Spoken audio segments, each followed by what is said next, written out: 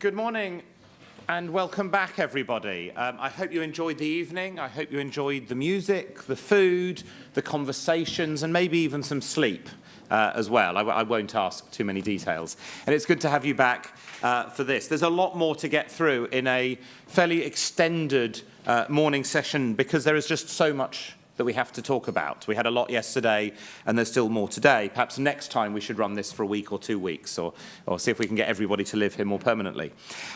So we're going to start off by hearing about the R4HC model. We're going to hear from James and Brad about how that works. And then we have a few selected panels to pick up some issues that we wanted to drill into a bit more. We're going to slightly tweak the times throughout just to make sure there's actually time for some coffee breaks and some stretching. So they will be almost as printed, but slightly different. And we'll finish with a late lunch. Can I also just say afterwards there will be 2 workshops being run for those who are interested. So one of them on health security and pandemic preparedness, which is going to be run by Gemma, and one from the Safari Foundation about knowledge translation for on-the-ground civil society organisations, which Maria will run. So if you're involved with those, fantastic. If not, do talk to them or us about those. And if you don't want to do that, you can do something else, or I will happily take people on a tour of Cambridge or the college grounds at 2:30 if anybody would like to get some sun. But let's get started on the R4HC model. It's really good to have James and Brad. So James is chairing the International Advisory Board for the programme, and Brad is actually, has been doing a lot of the work on the programme. James. Or Brad, whichever. Thank you. I'll go first. Brad is the one who was actually there at the beginning and with the design, with the inception, with the construction, if you like, of the model. So he's going to talk with much more authority than I can. Could I just, though, put in a word on behalf of our interpreters who are very good and wonderful, but who are finding the speed of delivery yesterday really too fast to make much sense. There are people listening to us remotely from the region whose first language is not English and who really do want to hear what we're saying. So if you are speaking and you can remember this, please do just slow down a little bit and avoid acronyms. That would be great. So very briefly, my impression of R4HC, as I hope yours is that it's a model based on equal partnership. That's the essential thing. And one in which there is a lead administratively, which Brad will tell us about, but in terms of research and output, and above all, credit for the output, for the research papers, is shared equally across the network we formed, and giving full value to local research, and not just local field research, but the local perspectives, or the perspectives, let's say, from the region, from the specific point at which the input is being made, which is so enriching, which has really made our collaboration, I think, extraordinarily effective. And of course, we have a spirit of genuine collaboration, which has developed, and Brad, I think, will talk about that and how that happened. I think when we started the project, this is how we conceived it. We conceived one objective was to produce knowledge through research, and the other equally important objective was to, let's say, enable, empower, embed local research capacity in universities and in the King Hussein Cancer Center by giving full support to a research culture. And of course, we all know, you all know better than I do, being academics, you enhance the entire work of the university or the research institute by having that layer at the postdoc level perhaps and above of original research to inspire people coming up through the system, and also to provide the right kind of employment conditions for researchers in universities such as, very sadly, the AUB, where the economic conditions have become very adverse, very difficult.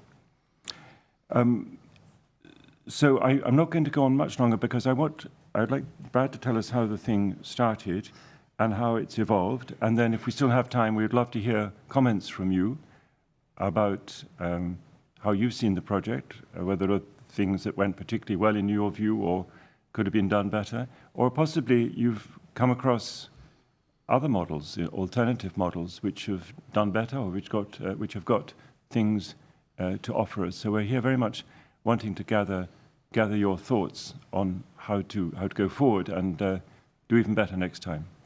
Thank you very much. Brad. Thank you. Thank you. Good morning, everyone. Before I kind of launch into to follow on from what James has said, I wanted to just take a moment to offer congratulations, actually. One of our number who is with us today, Gadir El Arja, sitting at the back there, who's one of our Jordanian researchers on this program, we found out very recently has been awarded a distinction for an MSc in palliative care from King's, which is something that happened through this program. So I just wanted to offer congratulations and recognize that. Thank you. And then the second thing I wanted to begin with, really, I think he's probably listening to us this morning. I hope he is. I wanted to kind of invoke the spirit of Richard Sullivan, who is the person whose vision it was at the very beginning of this program. I met Richard for the first time in late 2016. Having never worked in the clinical world at all, my background is security studies, war studies at King's. I was there I'd been there for 10 years at the point I met Richard. And Richard and I were introduced as two people who might have a useful conversation about developing a proposal for what has ultimately become this program. Richard came to me and said, he was very clear what the objective is, which James had already alluded to, which is primarily working through the means of academic research to improve healthcare for people who are affected by conflict, which is the very nice kind of one-line summary that I am able to give to people when they ask me about the program. As you will have seen yesterday, and very gratifying for me personally, there has been many things, many activities, many outcomes, much research has been done over the course of the last 4 years in support, in pursuit of that overriding objective. And when Richard and I had some initial conversations about how we might put this program together, Richard came to me and listed a long list of people and locales, and we constructed a proposal, and much to our shock and amazement, was actually funded by the UK government. And we arrived, myself and Richard and Preeti, who is the other key person who was there at the beginning. We arrived to Beirut, to AUB, in I think it was early 2018, and we had a set of ideas about the kinds of things we would do, the sorts of research that we thought would be important, who we should work with, where we should work. In quite a preliminary way. What we soon discovered, actually, probably by the coffee break of the first morning, was that it probably is going to be the case that we are going to need some time as a group to learn how to best work together and to further develop some of the relationships that Richard himself had, professional relationships that Richard himself had already begun. And really that is one of the key messages that I wanted to communicate this morning, which is that the 4 years more than 4 years now that we have had together as an R4HC program, as a network, as I've already said, and as you've seen, we have already achieved an amazing array of activities. The first, I would say, year, maybe 18 months of that, we spent more or less working out how we could best work together, what would be best to do, what areas of research would be best to focus on.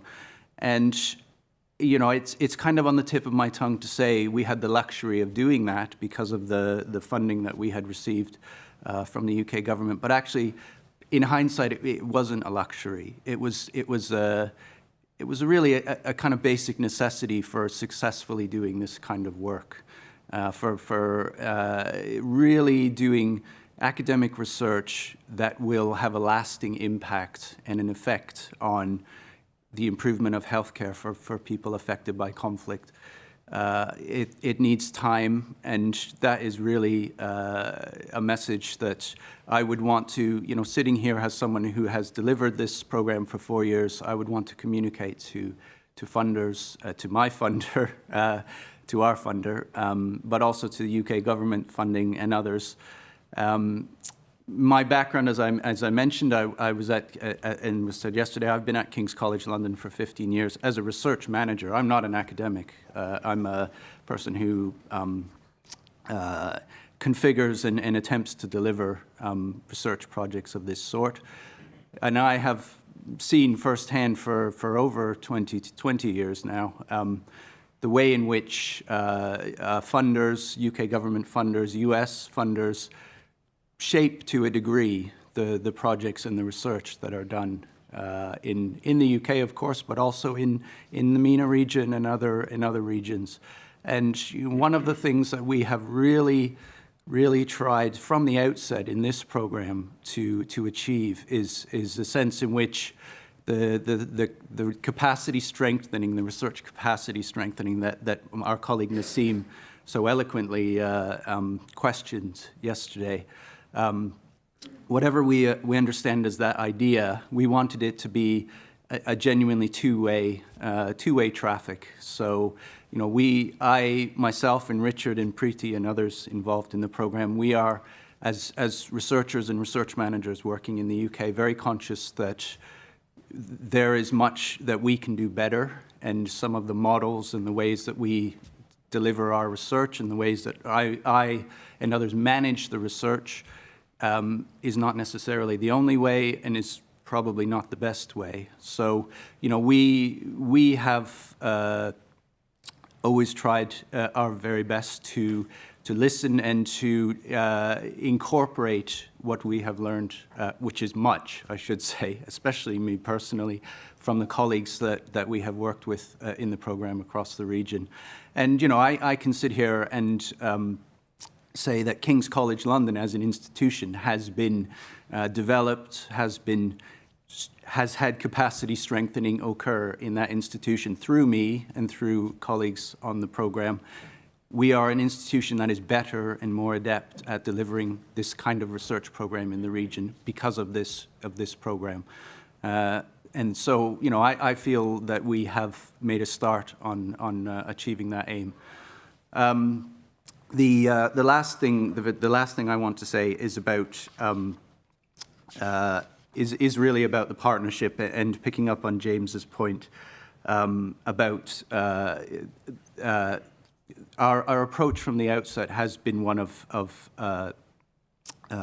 working as an equal partnership and as co-developing and co-creating everything that we've done together.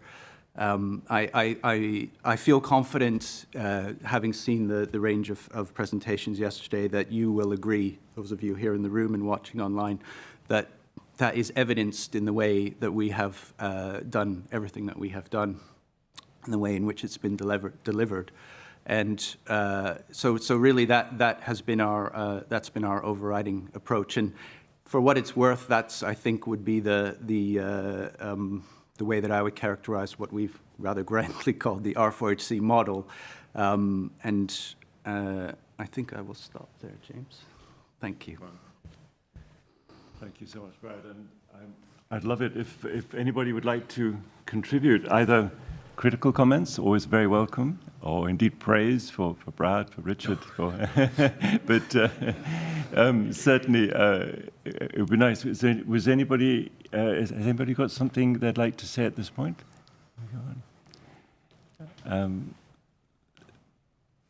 No, indeed. I was just wondering, from our main collaborators, our main partners in the region, how has it felt as we've described it, or have there been bits and pieces which didn't work so well, perhaps? Or which worked better than you expected? Perhaps?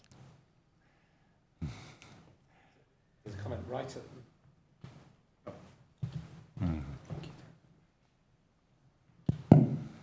I think the model became successful. Let me explain more why I think it's successful.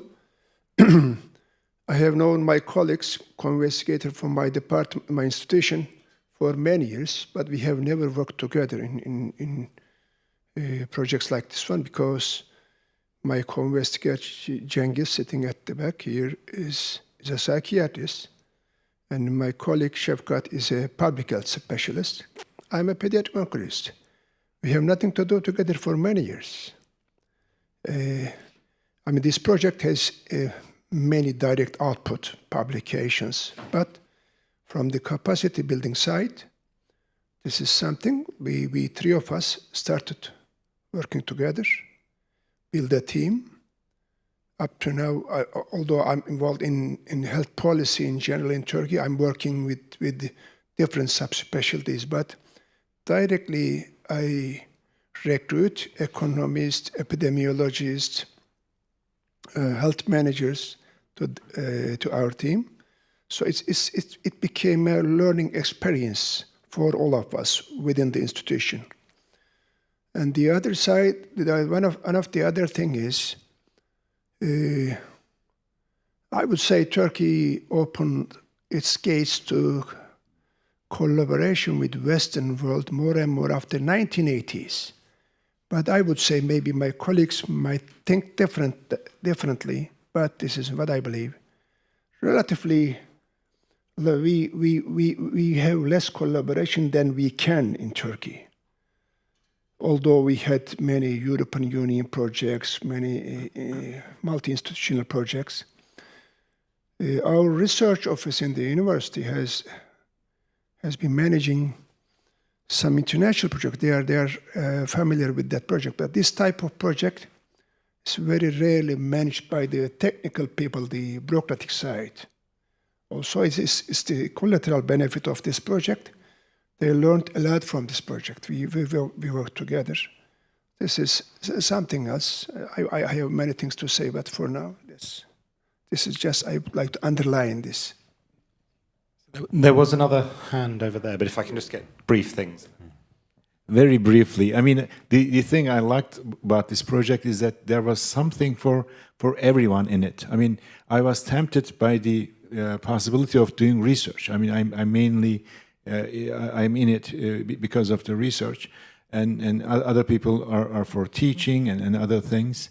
And I learned a lot, and I want to add, I mean, just an example, with Richard, I was able to bring together a paper about publications from Islamic countries, and I learned, bibliometric analyses. And I want to thank again to Brad again, because he was so helpful and so accessible through all these years. Thank you.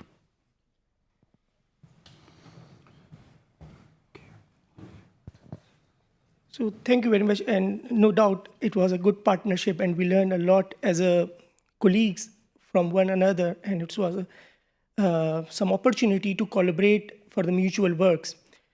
As I saw, as an epidemiologist, when I saw our research output, I feel that we still need to reach the key migrant groups, because whatever our output, for example, in our cancer research, we identified those who are registered in the hospitals, but there are people who are not able to register, and those died on the way to travel to Turkey. In the same way, for the mental health, for example, as most of the people who are likely to be more depressed, or likely the people, they are not very depressed, they didn't like to participate in this study. It is hard to reach those groups. So what I found, the research output in a migrant, when you look the bibliography of the research for the Syrian refugees through the Scopus or through the database, what I found that it is actually the migrant group, but not I am saying about the all studies, but still the need of the reaching the key groups who are hiding. We are just only focusing on some peoples that are producing themselves or that are giving the chance to have been interviewed. So this is the start of this. I think that as the Fawad yesterday mentioned, that it is just a start, and we learn how to do the research in the conflict-affected region. And now the study that we are conducted, for me, it is like hypothesis-generating studies. Now we have to look for the studies that are to proving the hypothesis. We have to identify, for example, comparability of the cancer data. When I look for a migrant child, he is also socially disadvantaged group, but I cannot compare, is this socially disadvantaged group in the migrant group is more socially disadvantaged as compared to the socially disadvantaged group in the host group, because we don't have the comparability of the data. So now we have to move to integration of the migration data into the national health systems and looking beyond for the comparability and the evidence-based studies. There's probably time for one very quick comment. Yeah, hi. This is Zahi from the American University of Beirut. I just want to say that from the perspective of the Global Health Institute at the American University of Beirut, I think one of the things that this grant has provided is, I mean, there is a long-lasting impact. And this is through the certificate in conflict medicine that we have developed. This certificate is 180 hours of learning. It's going to be online. I hope that there will be hundreds and thousands of students that will be taking the certificate within a year, 2 years, 3 years, and it's there to stay. So apart from, just like many of my colleagues has highlighted, we have developed the evidence base. This is good. However, we were also able through this grant to develop capacity building through this certificate, which will have also a long-lasting impact. So there's closed loops in this grant, and there's also open loops through the evidence base. Thank you. I don't know if either of you have quick responses to what we've heard. Certainly my rough summary would be it's been incredibly positive, and the attitude of doing research with people, not doing research to people, has been genuinely meant and genuinely received. But do either of you have any quick comments? Just to say thank you very much, Zahi, for letting us know about the course, the online course, which is one of several tangible outputs from the program, which is very gratifying. And I really like your reference to closed loops and open loops, and and that's probably a good way to end on again emphasizing that from the perspective of many of us here in the room, this is not the end. It's not a closed loop. This is a seam of work and collaboration that we hope will be open and continuing for many years. Thank you. So thank you both very, very much for this and for everything else that you've been doing. Thank you. And I'm sorry, I did warn you at the beginning I'd be the annoying person who moves us on, and I intend to continue being annoying. Could I ask the panellists for the next panel to sort of come up and take their places? So we're now going to look at strengthening health systems in conflict-affected settings. And so it's great to have a stellar panel here. We've got Kareem from KCL, we've got Zadoun, we've got Munza. Kareem, do you want to start us off? Sure. And this is already set up for you, I hope so. Okay, thank you very much. And good morning, everyone. It's good to, based on the experience of R4HC, to talk about another big project that is emerging from R4HC. So in 2018, when I was working with Chatham House, I was researching issues related to attacks on healthcare in Syria. And being, a part of the humanitarian response in Syria, myself, I experienced a lot of attacks on field hospitals in northwest of Syria, So my work at Chatham House was focusing on how to report and how to document these. But part of my research was to interview a nice person in this room, who is Professor Priti Patel from King's. And when I was interviewing her, she was thinking about how to engage this person in the R4HC-MENA project. And she explained to me about the R4HC project, and she offered me to study a PhD as part of the R4HC. And my PhD was on how to strengthen the health system in complex settings, providing the case study of Syria, of northern Syria. But when I was trying to decide about joining R4HC, my aim was not to go to academia, because my image of academia was that they are isolated from policy, they are isolated from practice.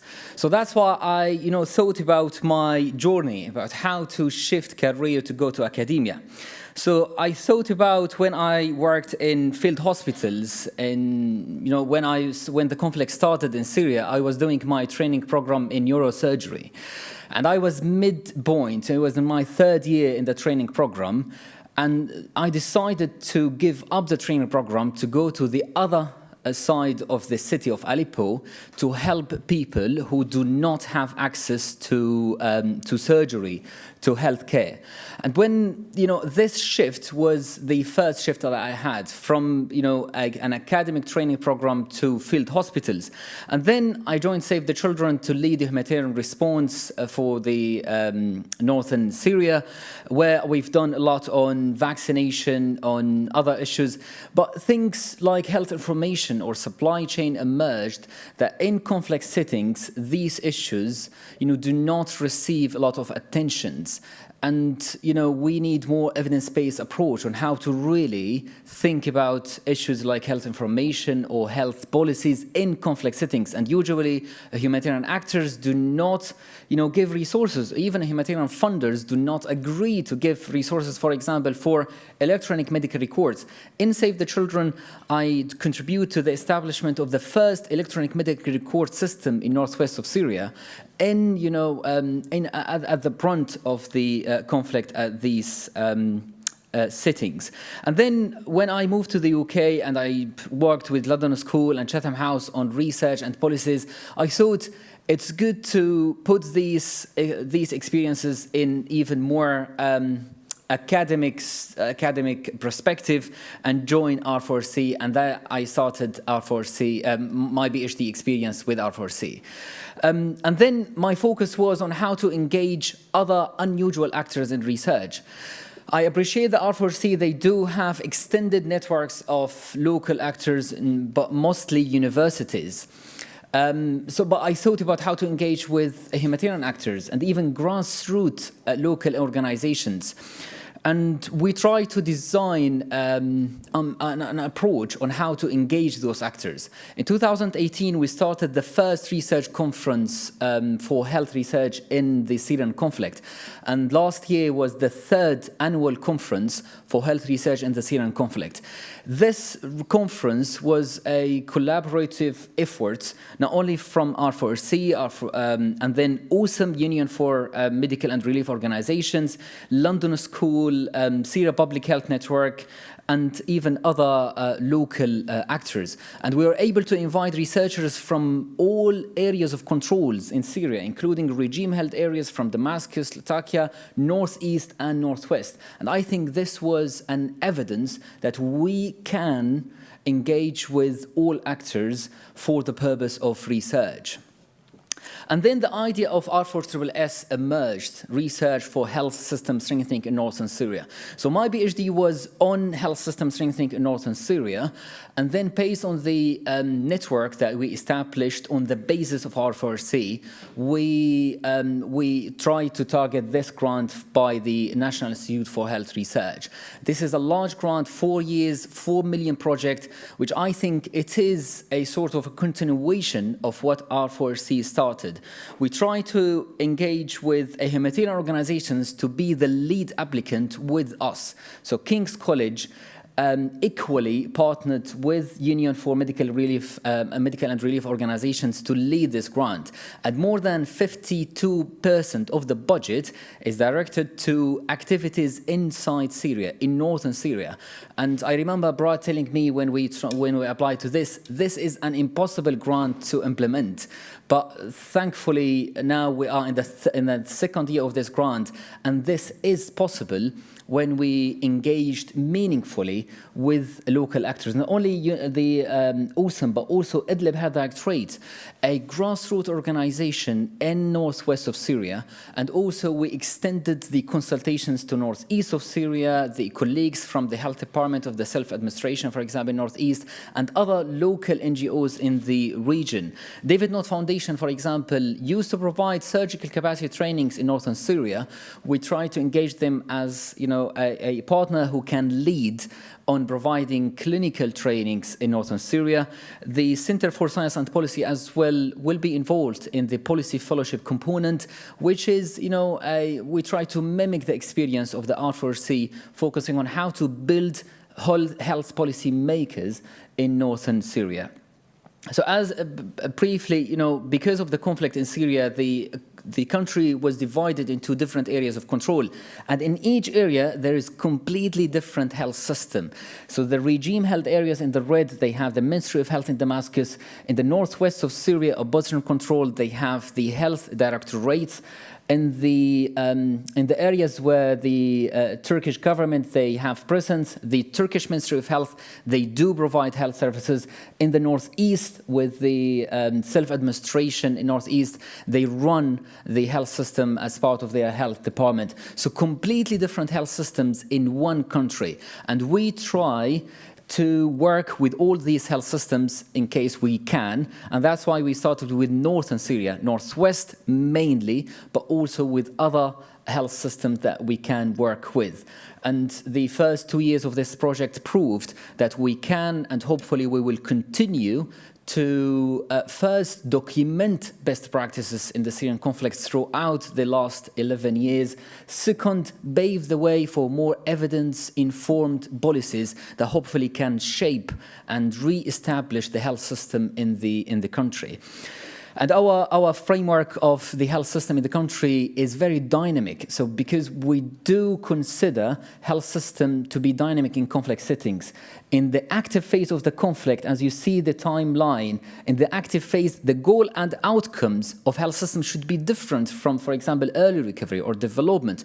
We cannot talk about, for example, universal health coverage if we are in an active phase. So the outcomes of the health system will be different, and our focus will be different as we go throughout the timeline of the conflict. But all of this is being done in an environment that is heavily influenced by the social, political, economic determinants of health. So we are mindful of this. And that's why we designed this project to have 4 main work streams. The first work stream is provision of health services. So in the first 2 years, we've done several studies. One of the studies focused on how to assess the surgical capacity of the health system in northern Syria, because we are still in the active phase of the conflict, moving to early recovery. So assessing the surgical capacity was important. We assessed more than 200 health facilities in northwest of Syria, and we developed a toolkit that can be used in other conflict settings on how to assess surgical capacity. In medical education, we established the first research group for medical education in northern Syria, and we've done a systematic review on what has been published for medical education, and also we've done a situation analysis identifying all actors providing medical education in northern Syria. For health information system, we are working closely with the health information unit in the region to develop, hopefully, an electronic medical record system that can serve northern Syria. And even before the conflict in Syria, we did not have an EMR system in place. For health governance, we researched issues related, for example, to how Idlib Health Directorate emerged as a leading health governing actor in the region, how the humanitarian actors use different modalities to navigate through the complicated geopolitics in the region. And my colleagues will talk more about this project, but this project proved that even, in the most difficult settings in conflict, in active conflict, we can do research if we had the approach of equal multidisciplinary partnerships and if we engage meaningfully with the local actors. So I will leave the floor for my colleagues to talk more about the project.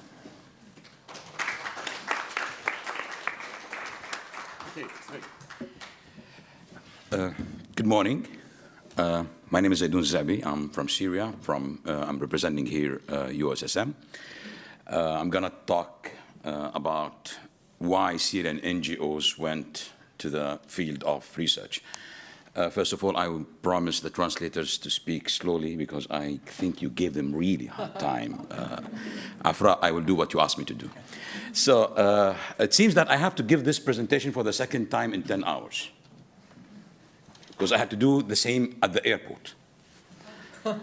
When I handed my Syrian passport to the officer, hot potato at airports in the world, so, oh, Syrian passport. He looked at it and said, "Why? What are you doing here in UK?" I said, "I have a talk at a conference at Cambridge University. Can you give me the invitation letter?"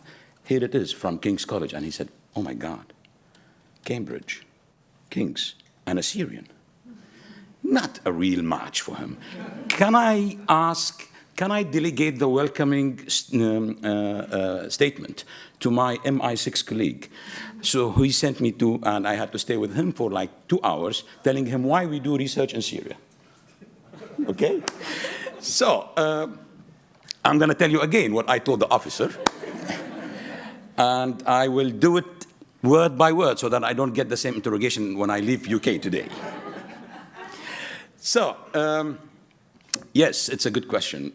Why we do research at NGOs when there is a war.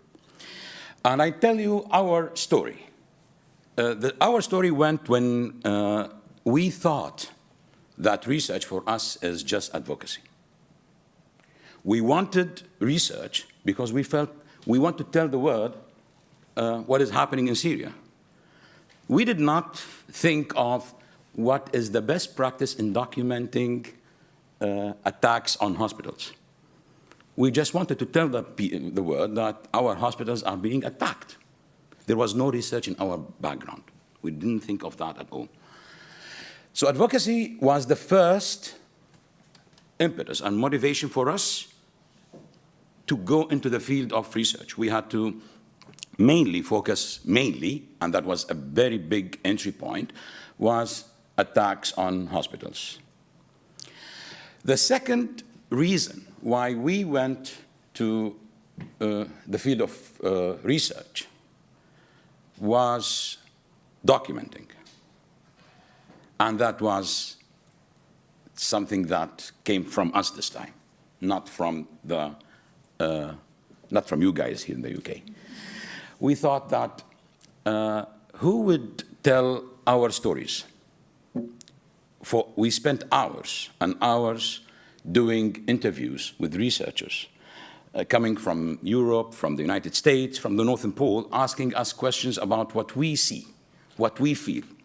And we had to tell them our stories. And we spent hours, partly, or mainly, in fact, we thought this is our role to advocate for our cause, to say that we want to deliver health services to people wherever they are, whoever they are. We don't want just to get involved in the political side. We just want to protect our people. We thought that we can do that through the interviews we deliver to the researchers. But then when we started reading the researchers written about us by somebody else, we saw a gap. Who would tell the story of health governance in a country like Syria, in a governorate like Idlib, better than Munzir Khalil? Who would tell the story of an organization now that has 1,000 plus employees working round the clock to run the health system? Who can tell that it started with a car and Munzir? Thanks to everybody who tried to document that. But this is our story. No one can tell you the smell of the tea, the cold tea we used to have when we were discussing how we structure this health directorate. During a conflict and the bombing, as you will see now by the presentation of Munzer, we know it. It is very difficult even to explain what we face, so forget about someone else talking about our stories. So, and we are unlucky to be the ones who are always under the conflict, right? I mean, we live with conflict since ages, and you don't want to write about health in conflict when you are at peace. I mean, you need to be there to see what is happening, to know what exactly health in conflict means. So we started documenting our stories. I remember the first research report we wrote about health governance, Munzer and myself, like 2-3 years ago. So that was the second reason why we went into the field of research. Now, the third one was we wanted solutions. And solutions were not ready for us. We don't have doctors. Killed, kidnapped, arrested, left to Europe. I think at one point of time we had around 5,000, one doctor per 5,000 person, right? And that is the best, like we could. What do we do? Research was one of the options we had to think of. Okay, fine. Can we rely, for example, on community health workers? And there was no ready answer for that in a context like Syria. How do we educate them now? How do we train them? What is the best approach? How can we make sure that one doctor works with like 50 on one of them and to protect the resilience of the community, of the society? We had to go into that because we felt the need. And honestly, that is a very genuine part of the research because it is not a research that comes from an office. What about this? It is something that guys find us a solution for this issue. What do we do now? What is next? How can we help ourselves? That was the third reason.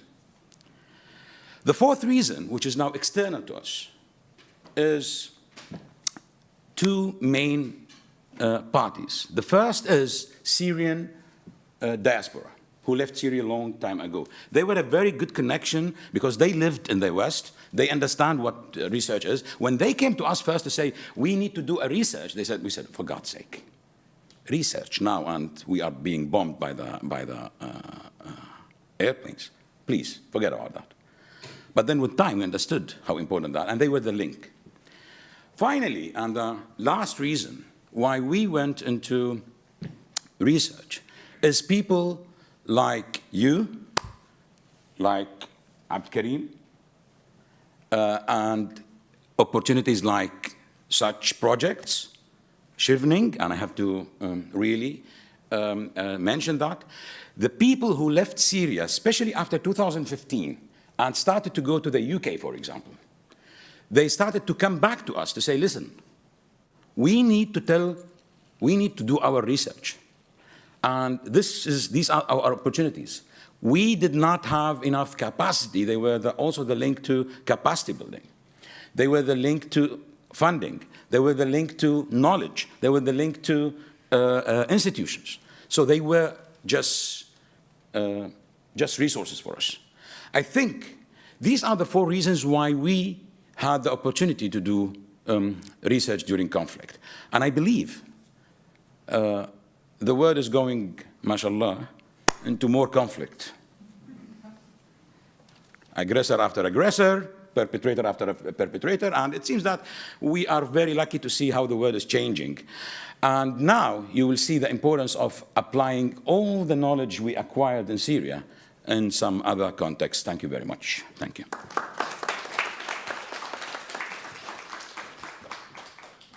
Thank you very much, and I'm sorry the Borders Agency are... well, maybe they just wanted to be educated. You know, let's say the most, but I'm sorry that you had such an experience. We are used to it, okay. Yeah, but again, you shouldn't be. So could we now move on to Munzer, and you want the video? After. Just 1 minute. I'll let you. Thank you very much for having me here. My name is Munzer Al-Khalil. I'm an orthopedic surgeon from Syria. I am the founder of the first field hospital in Syria after the start of the Syrian Revolution in June 2011, and Al-Amal Hospital for orthopedic surgery, the Hope Hospital, in 2013, and Idlib Health Directorate in 2013, which is like semi-governmental institution in the area outside the control of the Syrian regime. And I participated in establishing many central projects, such as the Health Coordination Body, and Health Information System, and Referral System, and Drugs Control, and Forensic Medicine inside Syria. I used to be the director of Idlib Health Directorate between 2013 and 2020, and really it is my honor to be here in front of you and to be in this great university, Cambridge. First of all, I want to ask you about the meaning of conflict areas. When you say conflict areas, what images come to your mind? We will see a short video together. It's done by our colleagues in Idlib Health Directorate inside Syria, and I will come back to you. Can we see the video?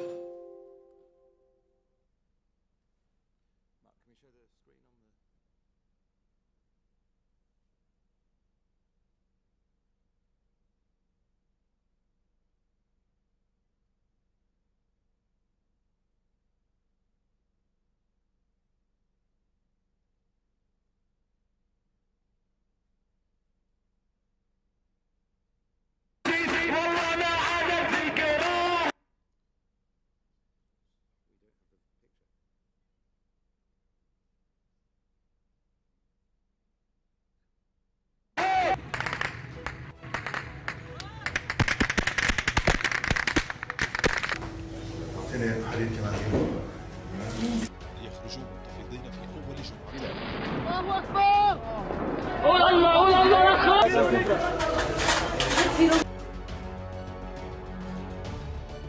الله أيوه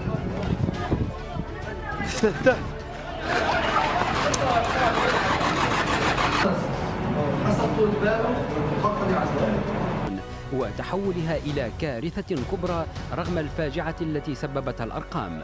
كان الرش بالمياه وقطع الملابس للأطفال والرجال. فقد الناس الأمان، فقد الناس موارد معيشتهم، فقد الناس مؤسساتهم الطبية إلى حد ما الذي نحاول أن نعوض هذا النقص.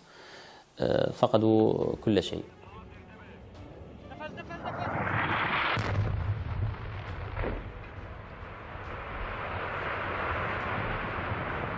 يحتاجوا شيء ضل 1 ل 3 من 1000 بدهم انعاشات متقدمه اكثر مثل الضغط الصدري.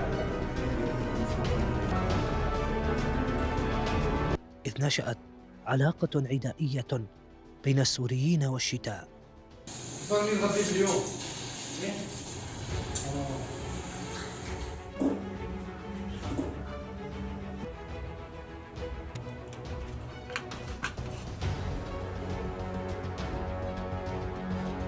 إنشاء حفظ الجثث الموت.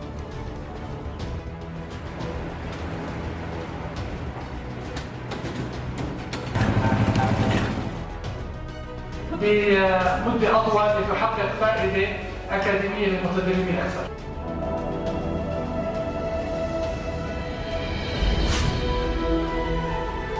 دوركم الحقيقي أكيد جزء منه التعامل مع الاضطرابات الموجودة، التعامل مع الاضطرابات النفسية، حملات التوعية إلى آخره، بس في جزء كثير مهم وكثير كبير ومن وجهة نظري هو الأكثر أهمية، هو رفع التوعية في مجال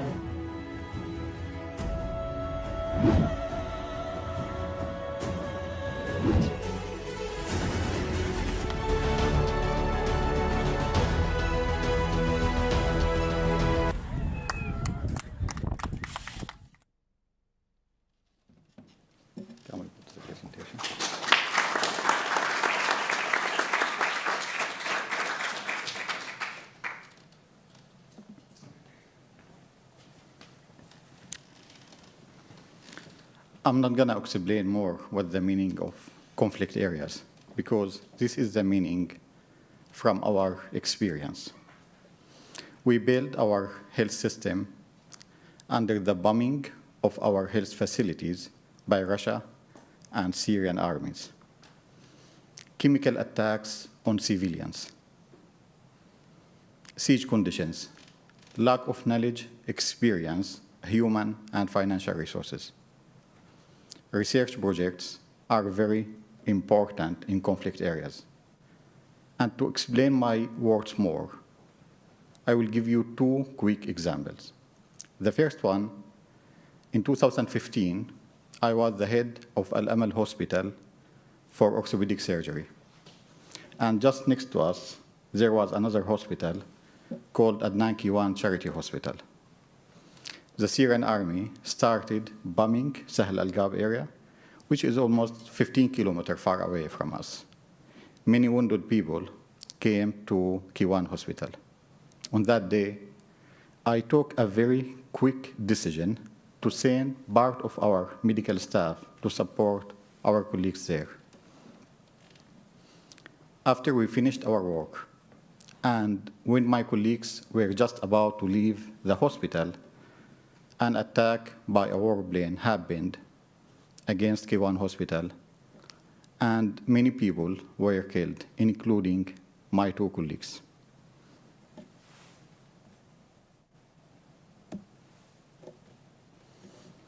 Muhammad and Khalid.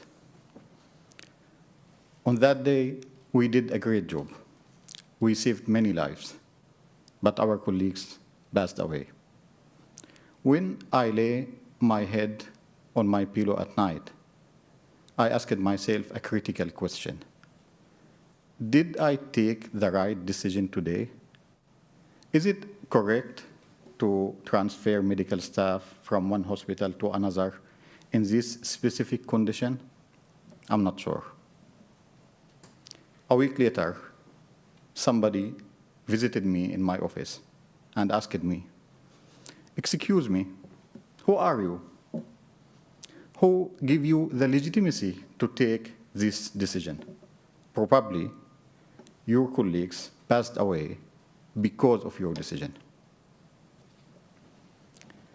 The second example, when the pandemic started in Syria, I was the head of Idlib Health Directorate. We were under great pressure. 65 of our people are IDPs, internal displaced people. Half of them live in camps. 98% are under the poverty line. We have just 2 doctors for each 10,000 people. Just before the start of the pandemic, Russia and Syrian armies carried out a military campaign against northwest Syria, which led to a displacement of million people and bombing 70 health facilities in 2019. What is the best strategy to deal with this situation? What is our top priority? We received many advices from our colleagues in different places around the world, and some of them shared their strategies with us. For example, one of them was to isolate the elderly people in specific camps and schools and take care about them, because it was impossible to ask people in general for social distancing, as people in our area work day by day. So if you ask anybody to stay at home, who will feed their families? The answer is no one. But this suggestion was very difficult from a logistic point of view. And if we overcome this challenge and go with this solution, and for a reason the pandemic entered to these specific places, probably many people will die. And if that happens, is it possible for somebody angry with a gun come and kill one of our medical staff? Yes, it is possible. Because we accept to take the responsibility and bring the elderly people from their families and put them in our centers.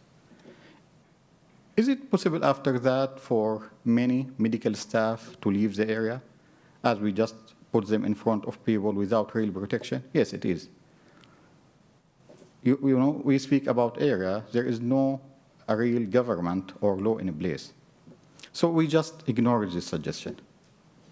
A second one was to increase the number of ICU beds, for example, from 40 to 200, which is a good idea. You know that most severe cases need ICU beds. But even if we do that and we invest our limited resources in this specific place, probably we will not be able to change the mortality rate, because mortality rate is huge, even in the best centers around the world.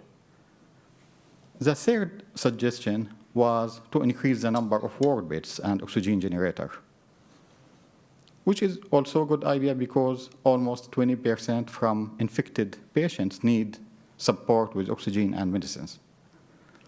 At the end of the day, we answered the big question, and we said that our top priority is to protect our medical staff.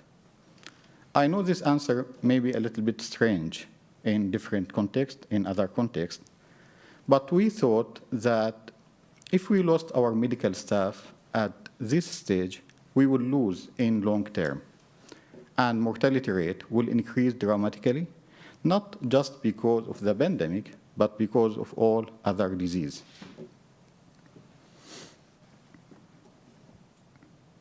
So I'm not here to argue if these decisions were right or wrong. But what I want to say, that if you are a doctor in a field hospital, or a hospital manager, or a person in charge, like a head of sector, probably you will face these difficult decisions many times during your work. And sometimes, unfortunately, according to your decision, some people will die, and some people will leave. And also, unfortunately, sometimes you have to choose who will die and who will leave. Our response for pandemic was just a mix from all these solutions. We increased the number of ICU beds a little bit, and we increased the number of ward beds, and we brought some oxygen generators. We bought some masks and distributed them for people. We established some voluntary teams to support our medical staff. Do you think our decisions were evidence-based decisions? I don't think I need to answer this question. Research projects are very important in conflict areas. And to explain the complexity more, I want you to remember that many doctors have their families with them.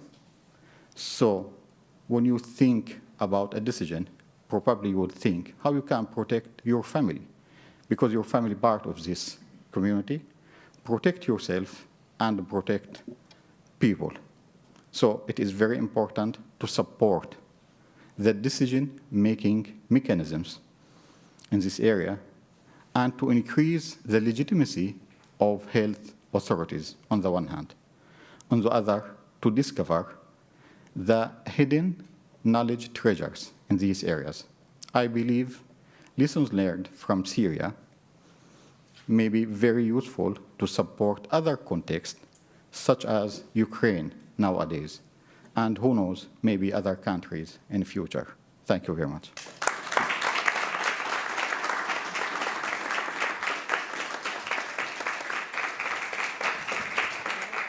Thank you, Munza, for a very powerful presentation. Thanks to all three of you for really thought-provoking pieces there. We have some time for, I will say questions, though people tend to make comments, on any of these issues, because we would quite like to have a bit more interaction if anybody feels they would like to comment or question after such powerful talks.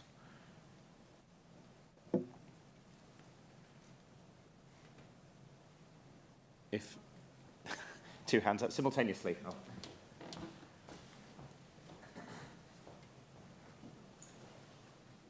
Thank you, all three of you. This was an amazing panel.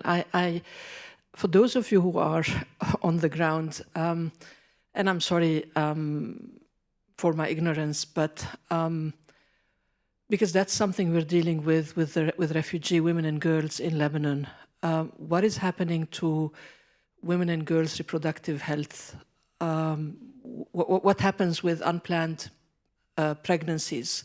What is happening with, I can imagine the answer, but, if you could just maybe unpack this a little bit. What is happening to women and girls' health needs, particularly sexual and reproductive health in this situation? Thank you. So, yeah, I will give you just like very quick example and answer. In Jabal Zawiya nowadays, today, there are almost 200,000 people. Since 2019, we were not able to open any new medical point. After we establish any medical point or hospital, unfortunately, warplanes destroyed it after 2-3 hours. I remember many times I spoke with my colleagues in WHO, in Gaziantep, and others people, and I asked them, please, can you speak with Russia? Can you speak with them just to allow us to open just one medical point in this area? It was very clear, red line for us. Until today, we are not able to open any hospital, any medical point, even any ambulance car in this area. It is very clear. So can you imagine if any woman today need to like give birth or to go to the hospital, she must like go to another area, which is very dangerous. Some of them maybe die on the way for the hospital. This is just an example about what happened now in Syria. So just briefly, there are 2 studies that were published on this exact topic. One study that I contributed to with colleagues from AUB, I think Shaza Akik was the first author. This published 2020 on responding to health needs of women and children in northern Syria. And another study in 2019 by Terkawi, the first author. And these 2 studies, I think they're really good in terms of explaining the situations. And I see, despite the challenges that Dr. Manza alluded to, I see some advancement in Northwest and Northeast. In Northeast, I contribute to a project with Expertise France that focuses on, with Awesome France actually, that focuses on reproductive health and the support to the health working group to develop protocols related to reproductive health. So I think there are a lot of limitations and barriers, but there are some developments, and these 2 papers can maybe highlight these. Just a quick comment from my side, 2 comments in fact. First of all, it is really shameful that you have only 3 men on the panel. And that is, by the way, no, I was coming to that. I think we will come to that with Kristen next. That is one of the big. Let me tell you the story. I'm here to be. If I want to talk about the blame, it's us and the West. We are all to be blamed for focusing only on men and struggling even to get some policies for women in our organizations. And to give like just one, another more comment on this, I remember a gynecologist in Aleppo in 2016-17 when Aleppo was besieged, a doctor, female doctor. She wanted to quit. So we said, what do you want? We can increase your salary. She said, increase my hours of sleep, please. I don't want more money, I want to sleep. I am the only female doctor here for around 300,000 people. And if you look also at the status of women in the leadership in the Syrian NGOs, it's really, really, really a shame. One more question in. Thanks. Thank you so much for really powerful presentations. And I'm reflecting about so many things of what you've said, but particularly interested in this shift of power of policy making that happened all of a sudden. For example, health officials turning to be the ones leading policy for health in conflict. So what would have been helpful, to prepare for this shift, I would say? What can we learn about empowering, this sudden shift, basically? And before you answer, can I fit in a second quick question? Actually, my question actually dovetails quite nicely on that. And certainly, we've worked in the same health cluster coordination space for some time. I know you all have worked with our colleagues. I just want to say thank you for the immense and tremendous work you guys have been doing for a long time. It came up yesterday in the remarks in the closing panel around a relook at the humanitarian aid industry. And I'm sure you have thought long and hard about how we could do better, but perhaps if you have some comments, which is, it could be a whole separate conference, but any remarks on what we can do better moving forward in complex and protracted conflicts like this? Over.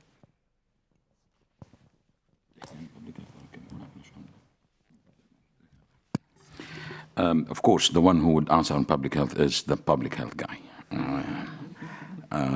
But few comments on the public health issue. Which is, I think this is a very important question, because we are now witnessing a new conflict, which is wishful thinking.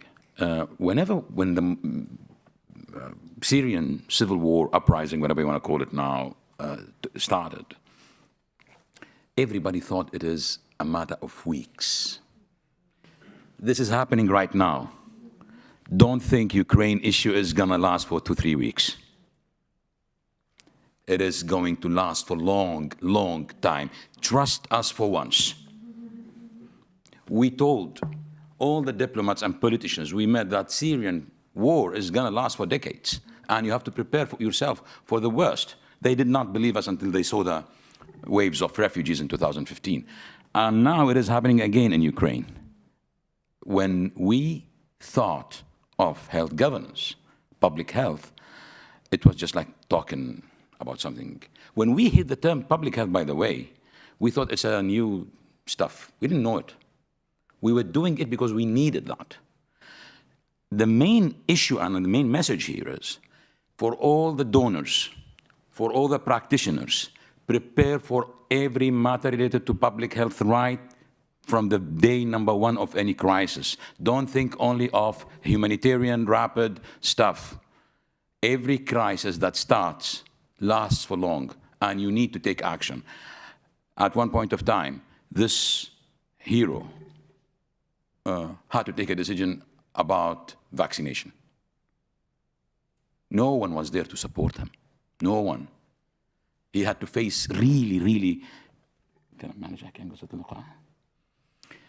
he had to really face a huge dilemma when 15 children died because of wrong vaccination. No one was there to support us because they said, well, you need something related to trauma, something like open a hospital, get some consumables, get some, this is going to last for like 2-3 weeks, and it's and then when they realized, it was really, really too late. So just commenting on readiness for policy making in conflict settings, I do agree that the area in Syria was not prepared in terms of different technical people having to step up and take policy-related decisions without neither awareness nor proper adequate trainings. And I think we need to think, when we think about conflict settings, we need to really educate people generally about policy-making processes. One of the examples that Dr. Munzer shared about something called the coordination body of the health directorates that was trying to coordinate between the different health directorates in the opposition health areas. This body we tried to train them on public policy, because public policy in general in Syria was really an area that was really not considered as an important technical expertise. So doctors in Idlib Health Directorate, when they tried to develop health policies, they were not prepared. And I think this is a lesson learned on how to develop this. And in the R4HC-MENA project, we try not only to do research, but also to work with Idlib Health Directorate and other similar bodies to develop policies in what we called on-job training, and also the policy fellowship component with the Center for Science and Policy hopefully will help at least 10 to 12 policy makers to come here to interact with academics, with policymakers. So I think it's really an important point. And lastly, about what we can do about humanitarian interventions, I think moving towards more operational frameworks for the triple nexus is really needed. We've been hearing about localization, triple nexus since 2016, but the problem that there are no really operational frameworks on how to put these into practices. One of the key focuses that we have on R4HC is really to work on this. For example, one idea in the health sector, which is what we call the central desks, on how to coordinate, for example, one thematic area, for example, referral, how to work with different NGOs from the one hand, and also with semi-governmental bodies from the other hand, without being affiliated to governments because, of the sensitivities. So such ideas can make difference in the humanitarian interventions. Maybe I don't have time. I will give just maybe a few minutes to Dr. Munzer before we close. Just very quick advice. First of all, including local communities in your research, because always local communities know their problems better than donors. The second one, that donors in general focus more on humanitarian aid at the cost of development health aid and research projects.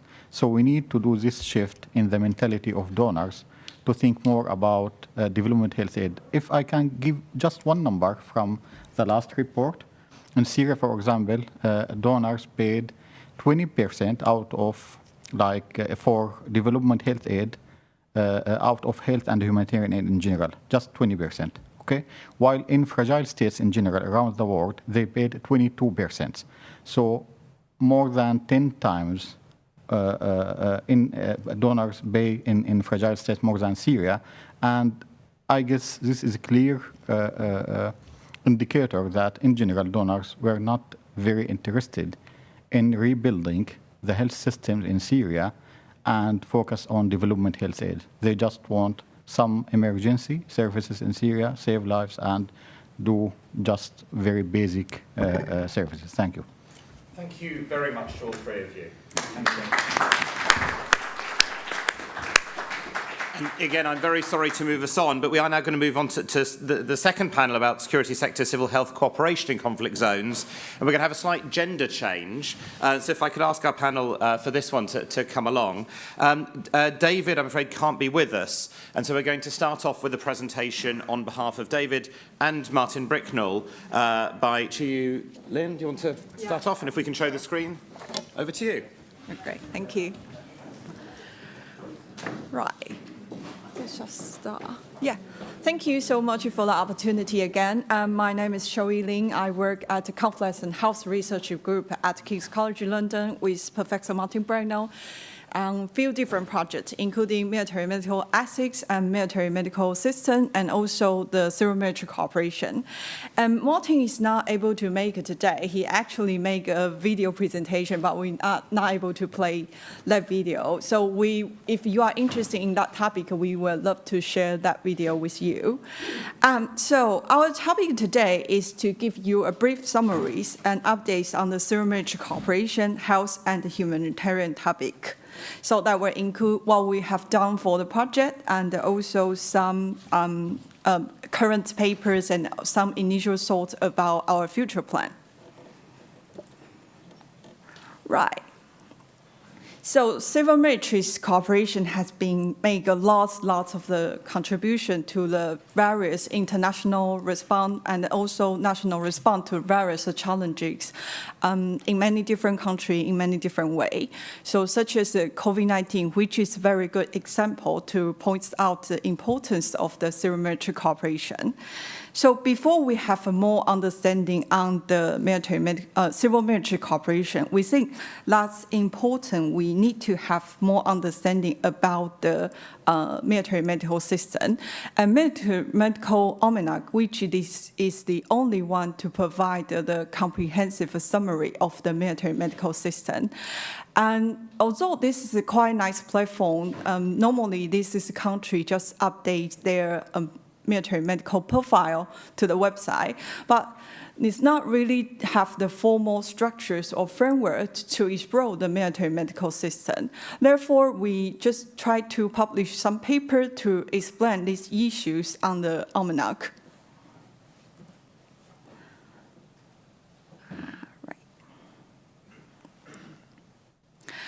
So after this, we saw that also important. We need to understand the national health systems and national health provider, how these work in the military medical system. Therefore, we published another paper to explain these topics in the journal.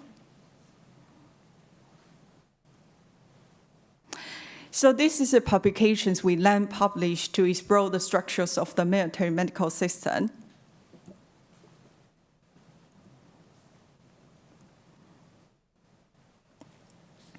So before have more understanding on the zero-military cooperations, we found there's just only little evidence on the framework or structure to explore the military system. So that's why we then think about what happens in the literature. So after this, we realized before we have more understanding on the framework and deliver the new framework, we also need to understand this is what happens in the literature. So this is also, we then think that's also important for us to develop our framework. Therefore, we conducted a scoping reviews using a bibliometric analysis to understand the publication covering the civil military cooperation, military health system, and also humanitarian topic.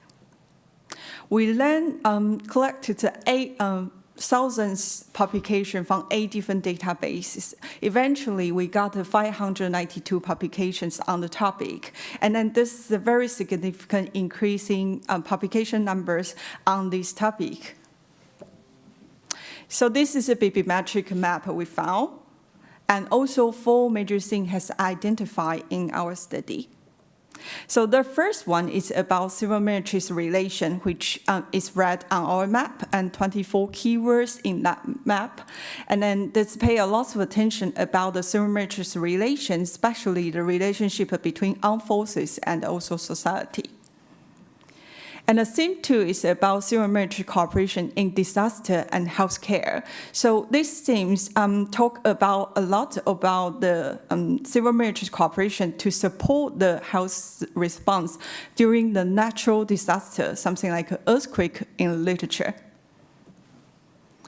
For the theme 2 is about cross-sectors cooperation. I think that's also important to be aware that a wide range of the sectors need to be involved in the civil military cooperation. So therefore, these themes pay a lot of attention on like a range of the sector like governments, NGOs, and also UN.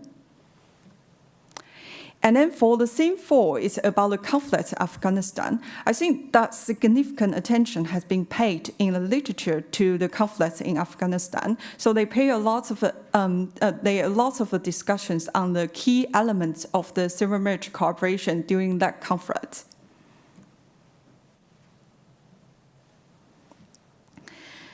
So after all these efforts, we then have some initial idea about the key concept of the framework for the military medical system and also civil military cooperation.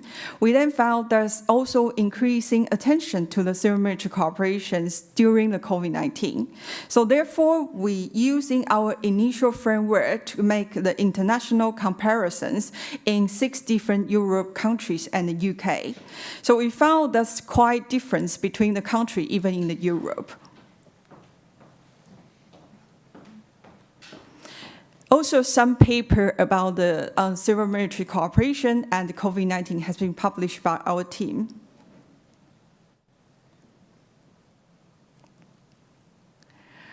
We also try to help the people to understand the topic. So we actually attend a lot of the conference and make a presentation what we found on the civil military cooperation.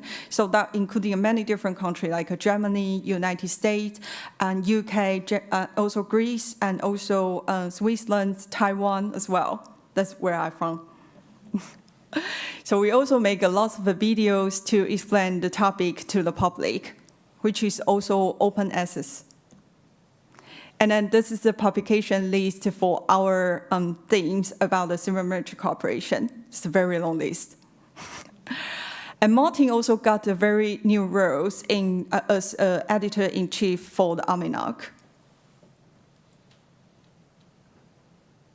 So what happened next? We actually have a very nice networking right now. So we work with various collaborators and try to explore more details about the military medical systems and civil military cooperation, especially in different countries.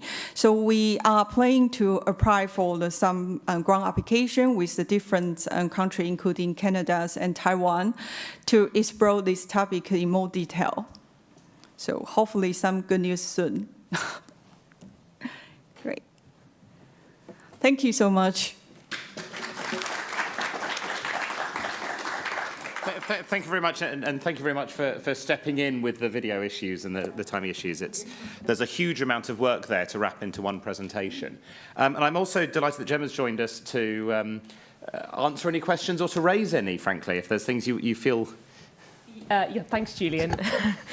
So again, you'll have to forgive me. I'm being a few different people who unfortunately can't be with us this morning, and I think this is potentially a good opportunity to reflect on all the work that Chu Yi has been so admirably doing, and I think we've seen the sheer volume of work that has been produced on this, but also to reflect on, I think, this very important area that is, I think, so often spoken about in very, very broad terms, and civil military cooperation is often described as this monolithic concept that's just described internationally, and I think something really important in the work that you've been doing that we can bring out and hopefully discuss is the importance of understanding what that actually means in really specific contexts, because so frequently military medical systems are important elements of national health systems around the world, and I think we need to acknowledge the often contentious and emotive issues that are raised by that, but also try to use our skills in research and advocacy and engagement to understand actually how does that contribute more broadly to national, subnational and international health system resilience and capabilities and deliveries. I think certainly in COVID, 2 years done a huge amount of research on this has shown that militaries are often the sort of first and last resort of health delivery in emergencies. And that is so often left or appears accidental or ad hoc or sporadic. And I think if anything has emerged from the research agendas we've described in the last 2 days, we have to do better than relying on emergency fillers to recurrent problems. So I think we need to engage seriously with the role of military medical systems across the standard sort of divide across humanitarian, civil society, military medical systems to acknowledge the importance of engaging seriously with politics. I wondered if I could switch the attention back to Chu Yi and take the liberty of asking some questions. You sure? Yes. Yeah, I am sure. I'm not really sure. But also I think it's a good opportunity to invite questions from the floor. But I wondered, firstly, to reflect on some of your COVID-19 research. We actually not really do the bibliometric after COVID-19. So we actually explore a little bit about what happens before COVID-19. So that's our future studies, and we're planning to conduct it bibliometric analyze again to understand what the research team maybe change after COVID-19. Okay. And then Interesting. I think we've seen, I think I was reading some of the papers that you produced has very helpfully shown some of the new roles that militaries have taken on in health emergencies, whether it's public health or... especially in the UK. Especially in the UK.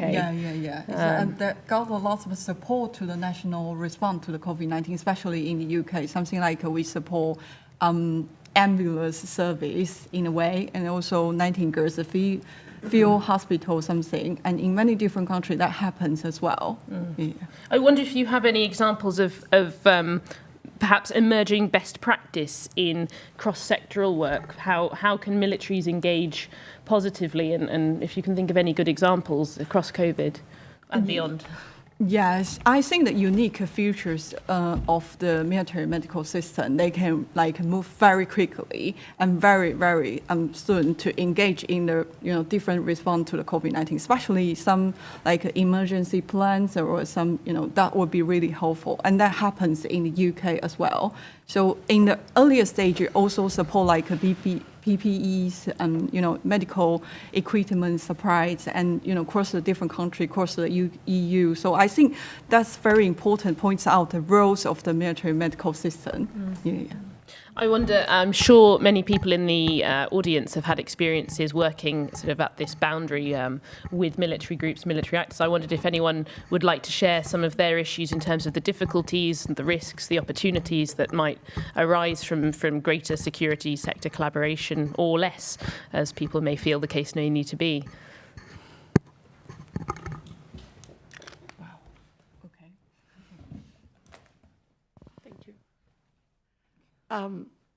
I want to go back to the same thing.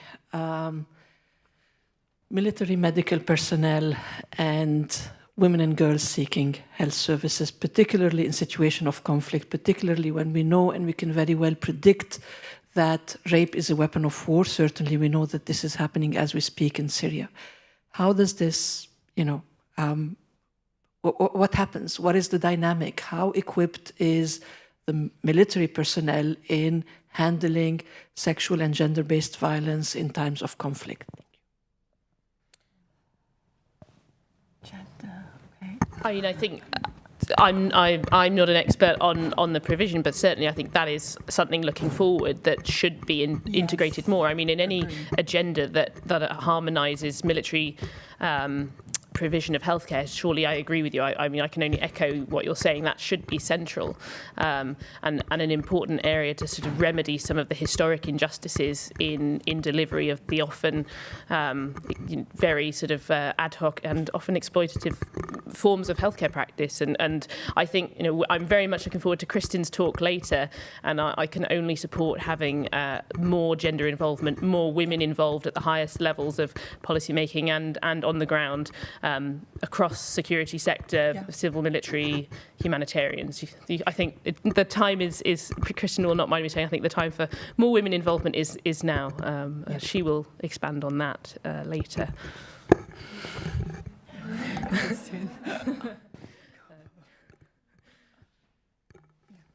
Hi, a really interesting presentation. Given that many militaries and civil health systems are now trying to make themselves more efficient and therefore having the military medical services formally embedded within them, so for example in the UK by contractual obligation, do you think that that might actually reduce the resilience because rather than it being an extra capability, it's already accounted for and actually has less flexibility because it's already committed to the civil sector? And I wonder, as a follow-on from that, does that have an implication for when the military is sent to provide humanitarian or security operations overseas, because it may take away from the resilience of the country that sends the military? From my perspective, I think that the role of the military medical system play very important roles to the response to the various challenges I say. So I believe that if they embed it in a civil military cooperation, that will make the very fast movement after the crisis happen. So I would say that maybe not really in the many different, that's maybe difference in many different countries. For example, in the UK, I saw that you can communicate very fast. Not really the problems in the earlier stage, we can see that's a lot of a problem about the communication. So if this happens before the crisis, I saw that would be very beneficial to the respond to the various challenges. Especially, I would say this, given the importance of the civil military cooperation, there is a guideline, and WHO also developed some guideline to support the civil military cooperation. So that's also a point that's important to have a formal communication channel before the crisis. And if I might add to that, I wonder if there is also the benefits of actually that decentralisation in a way.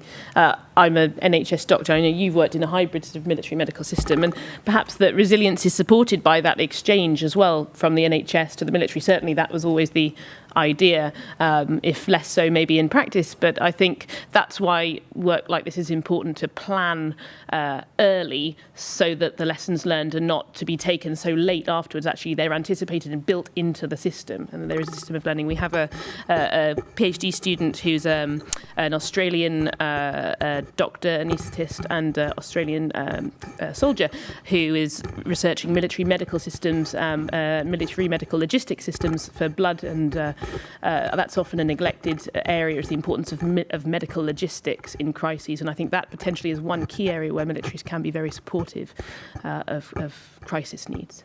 And we have one last question. So a comment on how to set a research agenda for the issue of civic military. And I think the discussions related to civic military is dominated by development settings.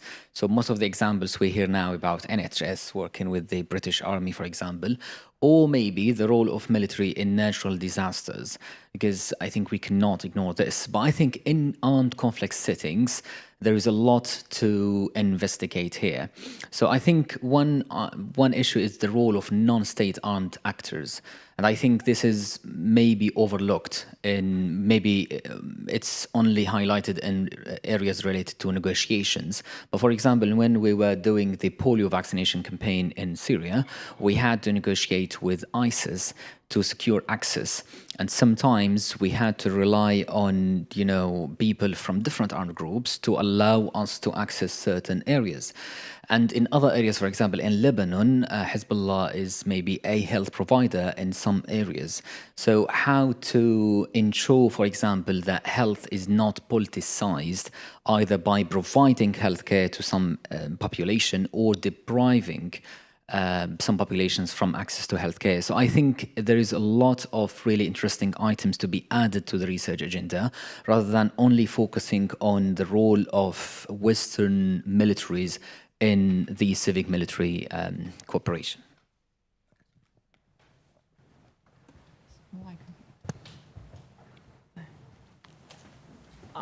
I can't echo that any better. I think I fully agree, and I think that's something we should be considering very strongly as a research agenda. I think it's a pragmatic research approach that is necessary. And I think, again, we've seen in COVID-19 non-state actors taking on new roles in ways that we potentially could have predicted and in ways we didn't predict. And I think, again, we'll see with Ukraine an expansion and diversification of health provision roles across new and unique groups. But I think if we need to focus our minds on how to do that better and engage better across sectors. Jenny, do you want to? I think that's great PhD thesis topic. So I just really don't write it down to get ready to get some PhD student, because that's why we want to expand our studies in different countries, because that's very unique in different countries as well. So I think that's very important. I just think that would be very good the topic to explore in the following years. Yeah. Well, thank you very much to both of you. Thank you particularly for stepping in. We're now going to have a 20-minute movement, refreshment, coffee break, discussion break. And then, as flagged already, we'll then be talking about women leaders in conflict and global health. So please do come back at 5 past. We're going to start at 5 past. Thanks.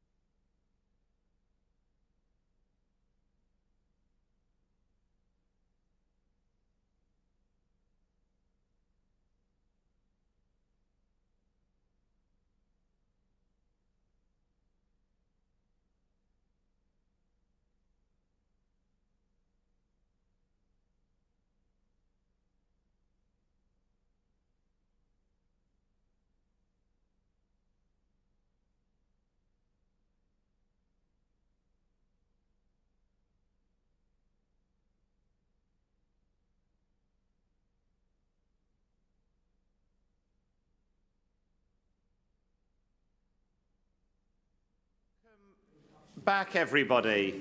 And I realise there is a temptation to continue to enjoy all the lovely conversations you're all having with each other.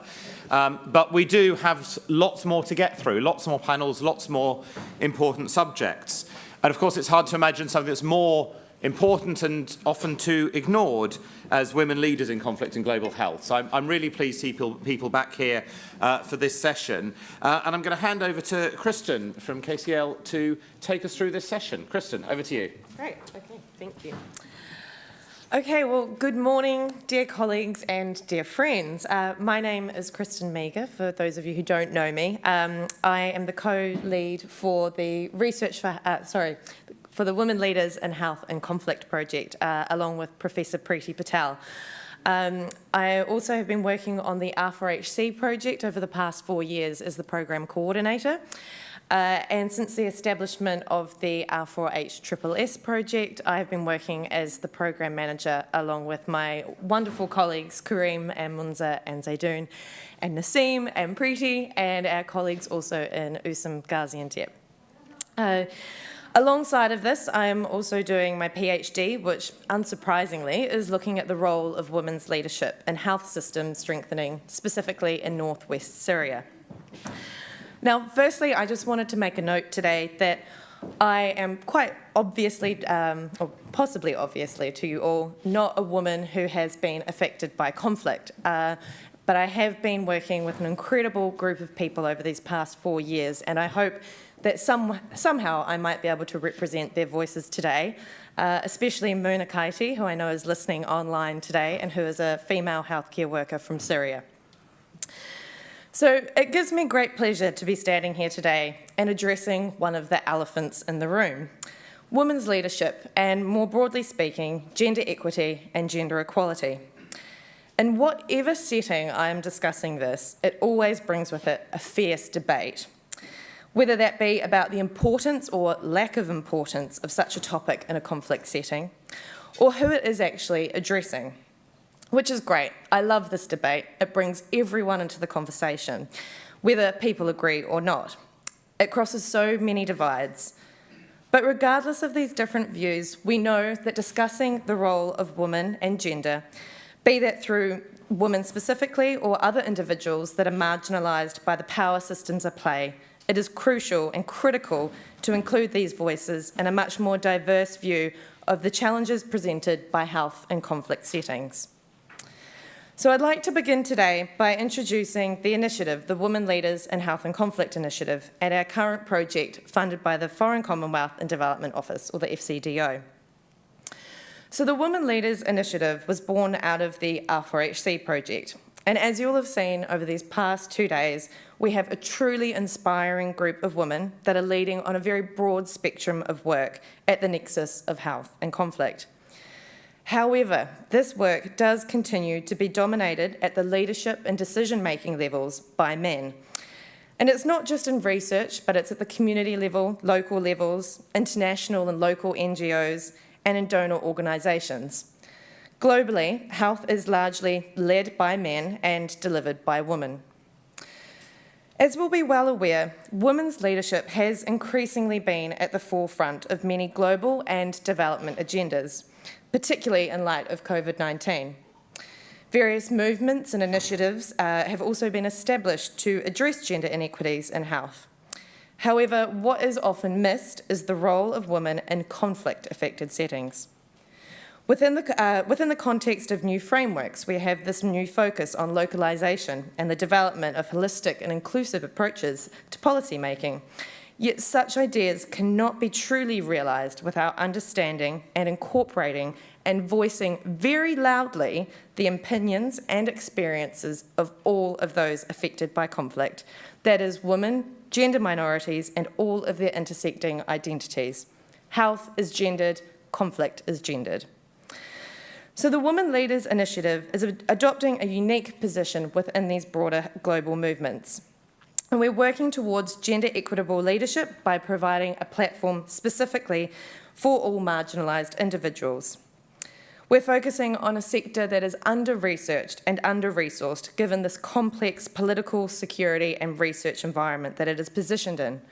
But gender inequities and inequalities are, of course, exacerbated by this unique array of structural and wider contextual barriers in conflict settings.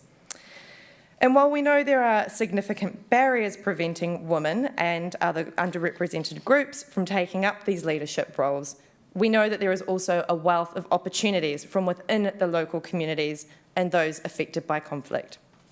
So a core objective of our initiative is about developing a diverse network across contexts and disciplines that effectively translates evidence-based research into policy and practice, and ultimately continuing the legacy of R4HC and embedding this initiative within ongoing projects like R4HSSS. I just briefly wanted to show some images up here today regarding the initiative. Of course, COVID has not been particularly favourable to any of us, but it has enabled our initiative to build our network remotely, which is something that is particularly critical in conflict settings.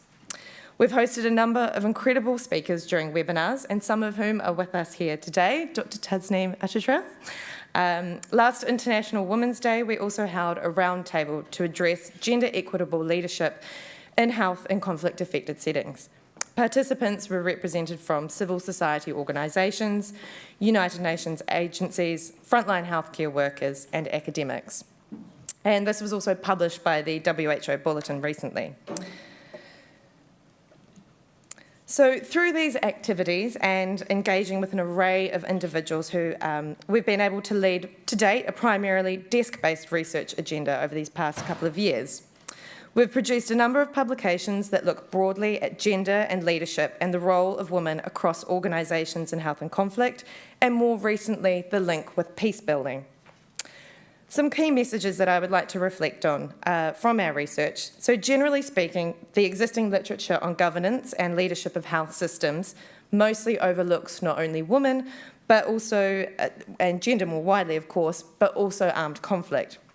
Most of the research, as we've been hearing in the last couple of days as well, does overwhelmingly look at the post-conflict phase, which is of course of significant importance, but in an era of protracted conflicts, the role and contribution of women, particularly as leaders, within these contexts has become increasingly important to understand and to support the divergent needs of conflict-affected populations.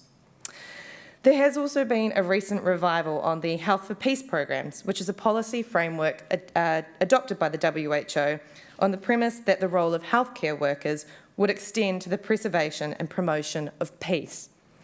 Yet the evidence base to support, implement and evaluate such programs remains very limited.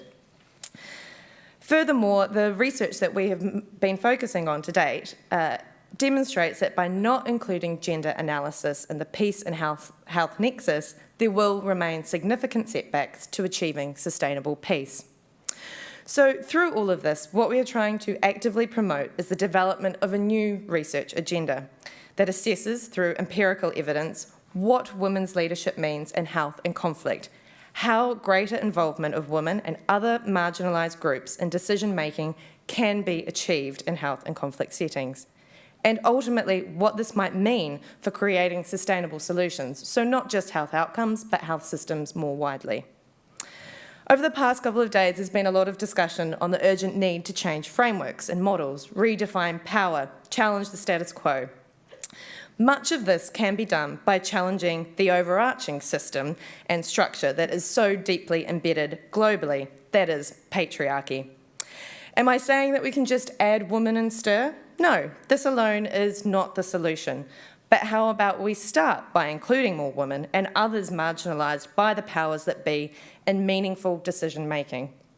Maybe it's not the answer, but I certainly think it's worth investing our time and resources to see what the outcome might be if we do include more diverse people in decision-making processes. At the end of last year, the Women Leaders Initiative was awarded funding from the FCDO to undertake a very rapid study on the nexus of health, conflict and peace building through a gendered lens, thereby considering the role of women's leadership. This research project has also enabled us to work with 3 additional researchers, Sally Hafez, who I will introduce shortly, as well as Muna Kaiti and Mariana Rodo. They've worked extremely hard in a very, very short amount of time to develop this piece of research, which is a very rich data set that is the first of its kind. We asked our participants, can the advancement of women's leadership at the nexus of health and peace building offer a novel way of creating sustainable peace building in conflict-affected settings? We conducted 25 interviews with both men and women in Syria, Afghanistan, Yemen, Iraq, Egypt, Lebanon, the Democratic Republic of Congo, Cameroon, Somalia, South Sudan, Colombia, and Venezuela. These individuals worked in government organisations, so namely ministries of health, UN agencies, and NGOs across a range of senior management and middle management and field workers as well. We also conducted 2 focus groups in Gaziantep in Turkey with a range of individuals from Syria working at the nexus of health and peace building initiatives. So today Sally will present the emerging findings from this project. These are simply snapshots and highlights of this research, and we will be further disseminating this at the end of next week with a policy briefing, as well as some workshops, the first of which will be at the end of April, and a series of papers. So without further ado, I will be introducing now Sally, who is an experienced researcher and global health specialist. She's worked extensively on the intersectionality between health, gender and protection. And for the past 10 years, she has been leading multi-country research, policy making, along with humanitarian and development response in over 15 countries. She's currently a doctoral candidate at the London School of Hygiene and Tropical Medicine. Thank you.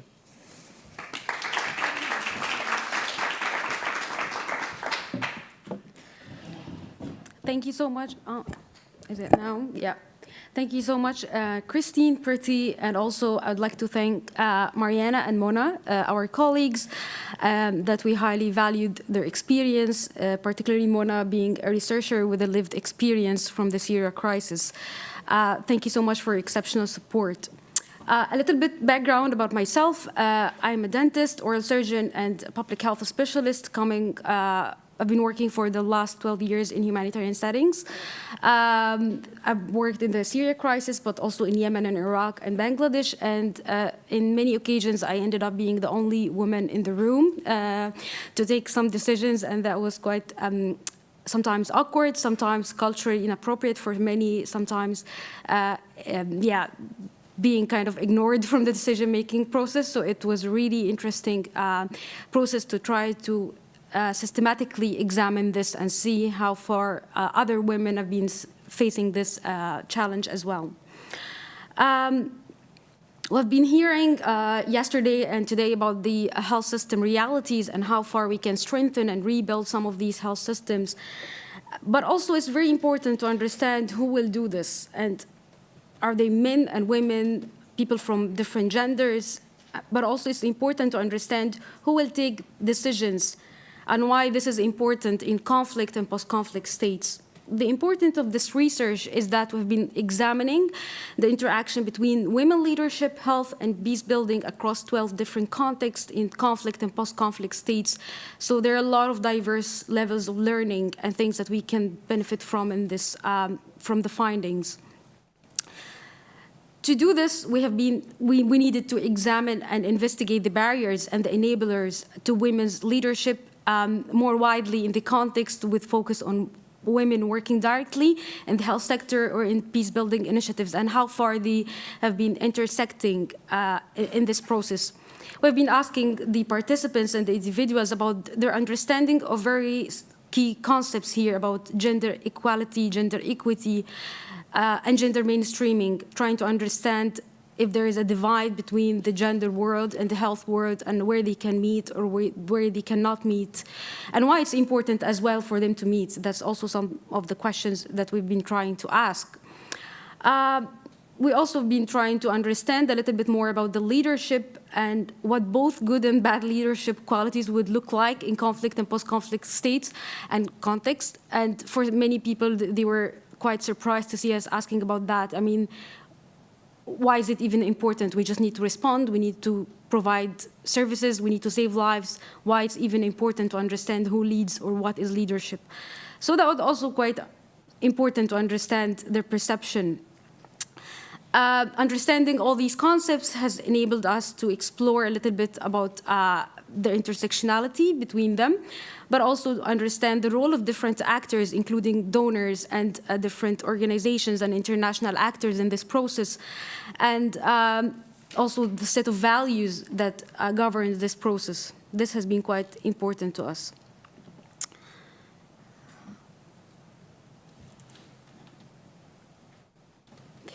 So some of the emerging findings for us that there have been evident link between health, gender, peace building in post-conflict states. They have been framed across three major things. They have been framed as a sign of stability and the right, as a right to health, and also as a way to strengthen the health system. As a sign of stability that was clearly emerged in the context of Afghanistan, Yemen, Libya, and Iraq, where stability is brought by the health as a key pillar in the country's stabilization. When people would go to a facility and see that there is health care, there are enough supplies, they can seek care, that automatically links to them as a sign of peace building on the community level rather than on the larger scale. In other contexts, in particularly in South Sudan, it has been framed from a right perspective as a right to health, and how this process is framed as a public health issue and a tool to create dialogue with communities, and health professionals are trusted in this process. In the context of Syria, it has been mainly framed as a way to strengthen the health system. I don't know if I should go to the quote. Actually, the quote is... Yeah. As we see here, one quote from South Sudan was saying, when a health partner goes out to deliver services, they can cross the lines of battles and go and access communities from the other side. So this already tells us that even in the most difficult, the most polarized communities, you still have that opportunity to deliver services across the lines. This means you also have the opportunity to deliver peace across the same lines. Along with the findings that we have been investigating, a lot of key barriers emerged for women leadership in conflict and post-conflict settings. The most important one was systematic and structural barriers in the health systems for women, to not only to be working in the health systems, but also to lead and to advance leadership positions in this context. For example, in Afghanistan, one of the most extreme structural barriers and systematic barriers emerged, which is the formal Taliban policy of gender separation that automatically would prevent women health service providers from existing in many health facilities and in many decision-making avenues. We have also observed among the key barriers is the policies, or in a better word, lack of gender equitable and gender empowerment policies in many organizations and many institutions and in the health-wide perspective. Also among the barriers emerged the governance and the human resource structure of various organizations. I'll here stop a little bit and explain a little bit what the governance mean. When we try to ask women working in conflict and post-conflict areas about their experience in being women leaders, there are very clear divide emerged between women who have been working in international organizations or UN agencies and women who are working in national institutions, particularly in ministries of health. Some of them explained the whole process and how it's clearly linked to the health system structure and the governance. As simple as the human resources. Human resources in most of the ministries of health and national organization would be focused more towards administrative procedures, sickness leave, number of working days, salaries, rather than protection and empowering policies. Almost all the women that we interviewed working in international organizations or UN agencies said that they have received in-depth training and orientation about the gender policies, gender-sensitive policies, and how the organizations can support them as women in this working environment. But that dimension didn't emerge at all in women working in ministries of health or in national institutions. So that clear divide is something that we need to consider when we are examining how we can rebuild systems and support health system strengthening in these contexts. Many of the social and gender norms that have been existing in the usual day-to-day life in the conflicts also translated to what women would face when they are in leadership position. As many of you and most of the questions that framed women in conflict focused on two main areas: women as survivors of violence or access of women to services, but none of them framed them as leaders or as people who can lead system building or system strengthening. So that kind of framing was also very important on the perception of what a leader should look like. And in most cases, it was not a woman, and it will not be a woman. That's something that we definitely should put in our minds when we're addressing that, right? Happy to see you agreeing.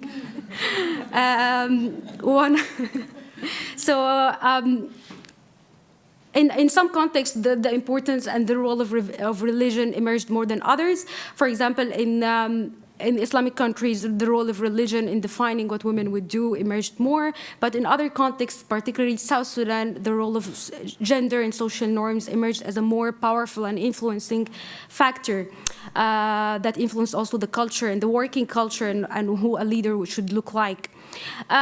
Here, I think something that we clearly observed in other contexts, in developing contexts, which is the gender division of labor, how women can be perceived as leaders as long as this is a role that is gendered. For example, they can be head of maternity hospitals, they can be working as midwives, but very rarely as surgeons, very rarely as head of university hospitals. And the same for decision-making. We can very rarely see women in the lead position as ministers of health or in this position. Yeah, going a little bit to be more positive, we also observed a couple of enablers, and that enabler, the most enabling factor for women in leadership was the organizational culture. Women that had the opportunity to work in organizational cultures that support them, that can offer different opportunities, that can give them the space to grow and to take decision, particularly supportive bosses. That was the most emerging finding for us. The same as organizational policies, even if they are not enforced. That was quite surprising that the presence of the policies that support women and gender equality, not only in the workforce, but also in leadership position, really mattered a lot, even if they were not clearly enforced. Many have mentioned that when the right time comes, these policies will be taken to the next level, which strengthening how they are enforced, especially when the different events happened in the last 2 years with Me Too movement. The role of education and capacity building and how technically competent were women also contributed as the biggest enabler for how they perceive their capacity to lead in this kind of context. And the most also, personal emerged finding was the family support and how people who came from families that were supportive of their role and their career managed to get more and advance more in leadership positions. When we the actual in depth we have been investigating this like system-wide, but also on organizational level and also on the level of individuals. What were the individual drivers? So the full findings will have more insights on that. But also we had the time to examine a little bit the role of donor fundings and how far donors have been promoting or not promoting gender-responsive health systems and gender equality in health. And this has been quite very, very limited. We observed very limited role in that. In fact, some of the practices resulted in unintended consequences from the short donor cycles that automatically would offer short working contracts, and these would harm women the most. This would prevent them from getting proper maternity leave, proper care, and they would just automatically be excluded from these opportunities, and men would be prioritized.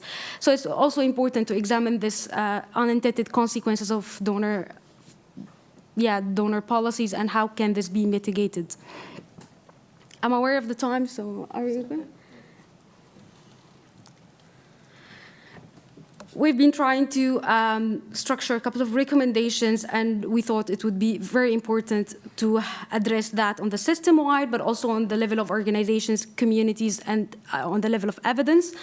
As I just mentioned, there is a clear divide between the capacities and the prospect of women to lead different health positions between if they work in national organization and if they work in international organization, and this needs to be addressed. We have to work with and fund and support national health systems to develop and adapt gender-responsive policies and to be more enabling working environment for women, along with working with organizations to strengthen their inclusive organizational culture, working environment, and also try to work with them to identify what is the most important policies from their perspective. The research examined a little bit more the perception of what's important and which policies are important, and here we also found a little bit of a divide between women who worked for the same organization on the level of headquarters, but those who worked in the different country offices. For most of the women in the field, the most important policies for them were childcare, maternity leave, and flexible working arrangements. But when we talked to women from the headquarters, they mainly focused on the pay gap between men and women. They focused also on the zero tolerance policy and sexual harassment. So also the perception of which policies matter and to whom is also very important. Considering the intersectionality here is also very important, and the different positions that different women came from also matters a lot. Many perceptions of what a leader should look like and who should be a leader in which section and what they should lead on is guided by the community perception, by social norms and gender norms and culture and religion. So working with communities is essential. This might not be possible in conflict areas, but definitely that emerged as a highly recommended recommendation in post-conflict settings. And lastly, to support and fund stronger contextual evidence and working with different actors, especially the national ones, to build stronger contextual evidence. I stop here. Thank you so much, everyone.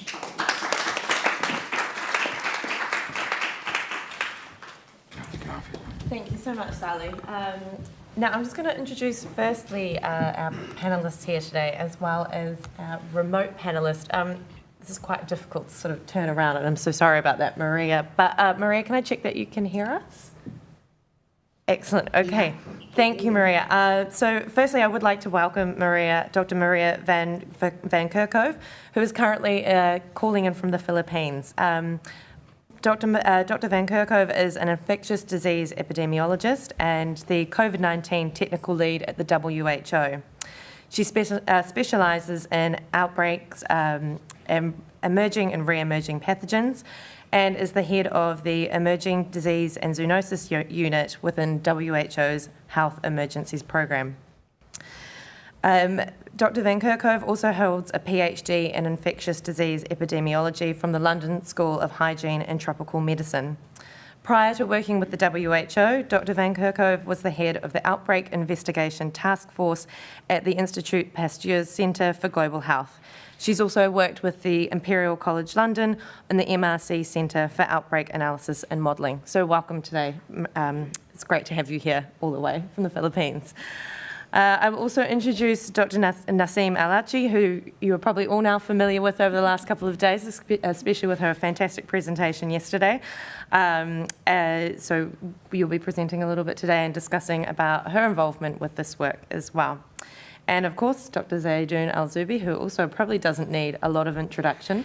But also I just wanted to mention that he is currently facilitating the Women Advisory Board to the Special Envoy to Syria. And he's been a very big supporter of the project that we're working on today, and also of my PhD. So thank you so much for being here.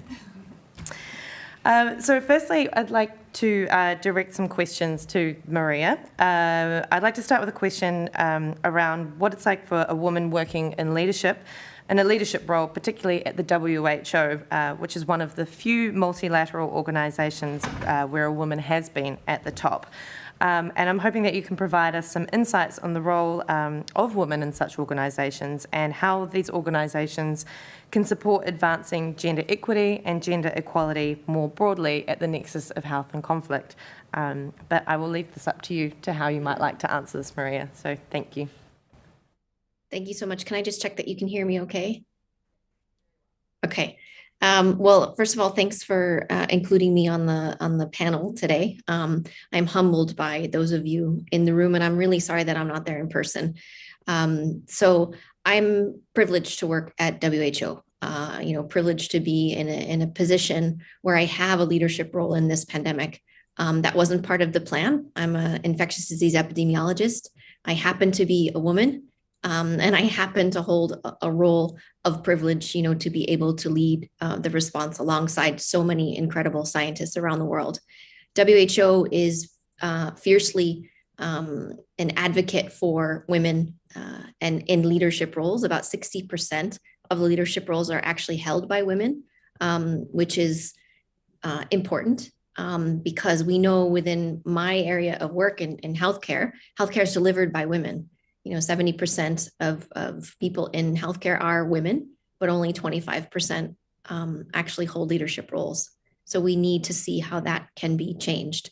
And within WHO and the policies and the guidance that we set, we recognize the value of women, the contribution of women, the perspectives of women, and responses, quite frankly, have to include women at the front lines. So not only in healthcare position, but also in the responses in the infectious disease outbreaks that we deal with. We know that responses are better when they are inclusive. The policies are better when they take gender and women into consideration in terms of the decision-making. There's this joke, this cartoon that many people have sent me, I'm sure you've seen, where there's 10 men in the room with one woman sitting at the table, and she makes a comment and it says, "That's quite interesting. Perhaps, John, you'd like to make the same comment." And it's not funny, but all of us have been in that position before. I happen to be a woman. I am proud to be a woman in this response, but I also have opportunities. I was struck by what you said there and what a leader should look like. I will never look like a 6-year-old man. I'm okay with that.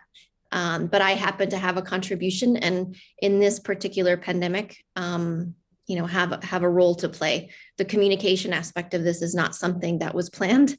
Certainly not. I'm a scientist, and usually behind the scenes, but I'm privileged to have that role, and I look like what I look like. But I have had opportunities, and I think that's the other thing that you mentioned. Women need opportunities. And I've been fortunate to have such an opportunity. So I think, we're, as WHO, we're looking at how we can have responses, policies, decisions, including women at the forefront through the entire decision-making process, how women can be part of the response as not only community workers, but vaccinators, leading in community engagement, leading on the science, leading in research roles. But also having a voice to present and to give the perspective of women. And I also just wanted to mention, I really respect the Health for Peace and Peace for Health. We see this every day, and that health is a human right. It's not a luxury, and women play a really, really important role in that. Thank you so much, Maria. So I'll sort of turn a bit more to the rest of the panel as well, but Maria, please do feel free to sort of jump in, or I might direct some more questions to you. But I thought perhaps, Naseem, maybe we can start with you to put you on the spot there. Now, Naseem obviously is a woman and has been working with our project, the R4HC project and the R4HSS project, and has also been contributing significantly to the Women Leaders Initiative as well. I think it was, a few weeks ago now when we were in Gaziantep and hosted the second focus group there on this topic, which always is a fantastic place to hold these conversations.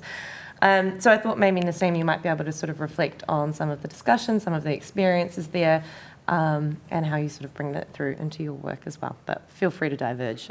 You're very Thank you very much. Thank you. So the first thing that I want to highlight, and it might be a little bit, it's not going to say contradictory to what I was saying yesterday, but it's like, I'll explain, okay? So yesterday, I was telling you, like, donors should hear the locals and provide interventions that the locals actually need, right? And this is totally true. However, there's a very small component that I want to highlight here is that sometimes, especially when it comes to gender, okay, people don't even know that there's a problem when it comes to gender and gender equity. So donors in this case can provide an access, or actually people would know that this is an issue that we need to target, and it's an important issue that we need to target. However, I want to highlight here is that it's very important to take into consideration the context, because coming from the West and telling them we need gender equity to someone in the Middle East, they will get offended. Okay, so now you're messing up with our values, cultural, religious, family values. Why? So yes, donors can drive change in this way, but I really want to highlight that they should take into consideration the context, and they should be talking to the right people. And here's the issue. They always end up talking to people who are on the same line with them, right? However, when it comes to the Middle East, right? You're just ruining my presentation. Go ahead. What shall I do? We are on the same line, you know? They should be talking to the right people. And what happens, like, everyone's like, and in your findings, religion is one of the reasons behind having issues. No, it's cultural. But it's much easier to say that religion is the reason behind this because it's more powerful. So this is the first thing that we need to do. Yes, we need to talk about these issues, and the donors should promote for these discussions. However, they should be talked to the right people, and not showing, like, again, if you're going to attack religion, good luck with that. Start with me, like, I know. Why are you saying? Culture, yes. Because I know that they claim it to be as religious. However, it's not. It's cultural.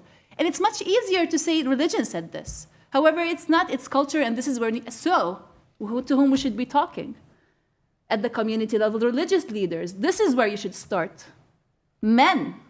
Not only just getting women who know that actually leadership and women should be involved. You should involve the other side that sometimes, in most of the cases, we don't target. So this is the first thing. The first point. Okay. Zaidun, did you want to build on some of that? Because I heard some of these conversations that Zaidun and I have had coming out of this as well. Maybe just a man stressing a woman point of view. This time, I am the only man on a panel, which is... You're a minority. Alhamdulillah, thank God. What lessons have we all learned from Afghanistan? Exactly. What happened to the women who were trained for 2 decades in Afghanistan and then left on their own to face their destiny with Taliban? You're doing the same in Syria, by the way. Sorry, I'm not attacking anyone, but I'm just telling you what I feel happening right now. The same mistake. All what Naseem said, 100%. By the way, I'm a die-hard secular person. But let me tell you these things. Number one, do you want women leadership for secular women only or for women? If you want it for women, then for every woman. What happens is that the West goes and trains those who are secular, just like them, who are already trained. But when it comes to the conservatives, that's the first divide we do. We neglect them. And then we leave them to face what Afghan women are facing right now. That's number one. Number two, when the West goes to train or build the capacity of women in Syria, they choose those who speak very good English. Again, good luck with that. You will find men. If you go to the tribe that we belong to, I mean, because we are the NGOs in Gaziantep, we look like a tribe. Tribe of men sitting together all the time, planning, right, sir? we plan. There is no single woman. There is a WhatsApp group for the Syrian NGOs in the medical field that has 67 members, one woman, and 66 men. And in that group, I hear and see and read negative messages towards women. They forget that she is there. Because they all speak English, they learn a lot, they are brought again to the circles of training because they speak good English, they have experience, and then time after time, in 5 or 6 years, they will say, well, listen, there is no woman who has the capacity. No, of course, Habibi, because you have been occupying this space for 5, 6 years. You did not allow a single woman to enter this space, and then we'd say, I have experience, she doesn't. That happens again and again. And again, we always go to women to say, listen, you need to be empowered, you need to be trained, you have to have equality. She understands and believes in that. You need to tell the men. Excluding men from our capacity building programs, from our dialogue that we hold, is what pushes men away again from us. I heard it in one of the workshops that I facilitated. They don't stop saying women empowerment because you know what that means? I said, what? He said exactly like this. Empowering women against whom?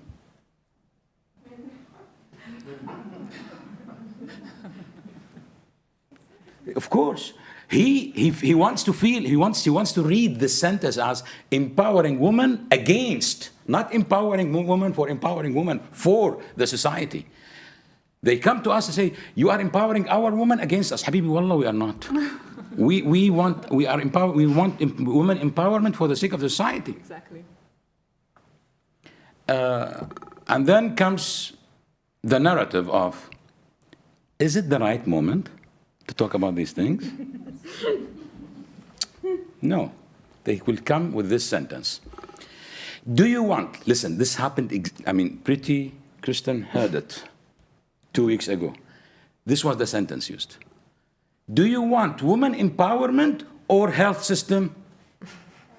You can't have both. Either or.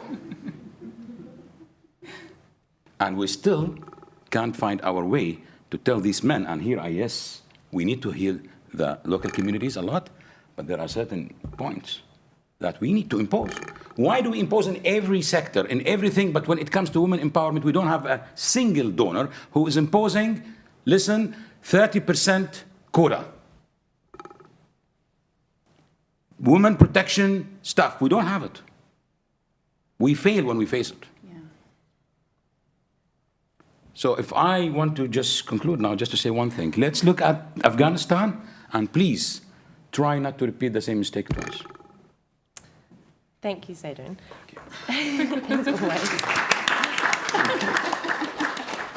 I just wanted to pick up sort of on that remark around quotas as well. This is sort of something that does come up in the research, and obviously in the interviews and focus groups that we've been talking about. We had expected that it might come up quite a lot, but it didn't so much. Do you want to sort of talk about that a little bit, Sally? Yes. Thank you so much. And it seems like you're making the case very clearly for quotas. Oh, yeah. 100%. Okay, happy to hear. Surprise fact here that none of the organizations that we, and the women that we talked to and the men as well, had formal quota for women that working in health in conflict or post-conflict states. However, what emerged as interesting practice with the informal quota that is not put as an organization or as an institution, but mainly pushed by managers or pushed by leaders in this position, either men or women. So that was also a very good practice. How we have seen, even in contexts like Afghanistan that you kept referring to, this is one of the most fascinating findings from our research. We have found some of the very few organizations that are still working in Afghanistan introduced a kind of informal policy working with the Ministry of Health that they will only sit on the table if they have at least 2 women at the table. Just by putting this informal quota, they are just bringing women to the discussion. They were saying that in the beginning, they did not really participate in the discussion at all, definitely not to the decision making, but eventually they started contributing to the discussion and less to the decision making. So this kind of practice is something that we observed. Another thing that this organization was saying, and I think you have been clearly explaining that, is the consequences of women in the health working force and how far we should invest in that. In Afghanistan, we observed that some organizations are doing so much just to keep and make retention of the women in the health workforce. So they have been trying to support the payroll of the ministries of health to ensure that there is a minimum number of women that are still in the workforce and not even in leadership. They couldn't even dream with that. Just by having them on in the health workforce, yeah, maybe in the future they can have other prospects for leadership, but at least if they go and they have like men-dominated health workforce, this can have very serious consequences on the access of communities to health, particularly access of women to health. So that's also something that we have been came very strongly. All the time, this kind of narrative, do we do incremental gender change? Do they come from the community, or do we impose them? Do we make transformational policies, or we make incremental step-by-step changes? This is something that, yeah, we still didn't find like conclusive answer of what works, but most of the participants emphasize the importance of investing in creating demand, creating contextually sensitive demand, working with the national actors, how to create demand for these policies by the priorities that they see. As I was just mentioning, the priorities for women in the ground were totally different from the priority of the women in the same organization, but in headquarters. Me, as a person who used to work in the field, but also worked in headquarters, I had totally different priorities of what policies matters at what time. So these are all things that there are so many details, but I totally agree with you. It's not either women or either health system. This should be clearly mainstreamed in the health system.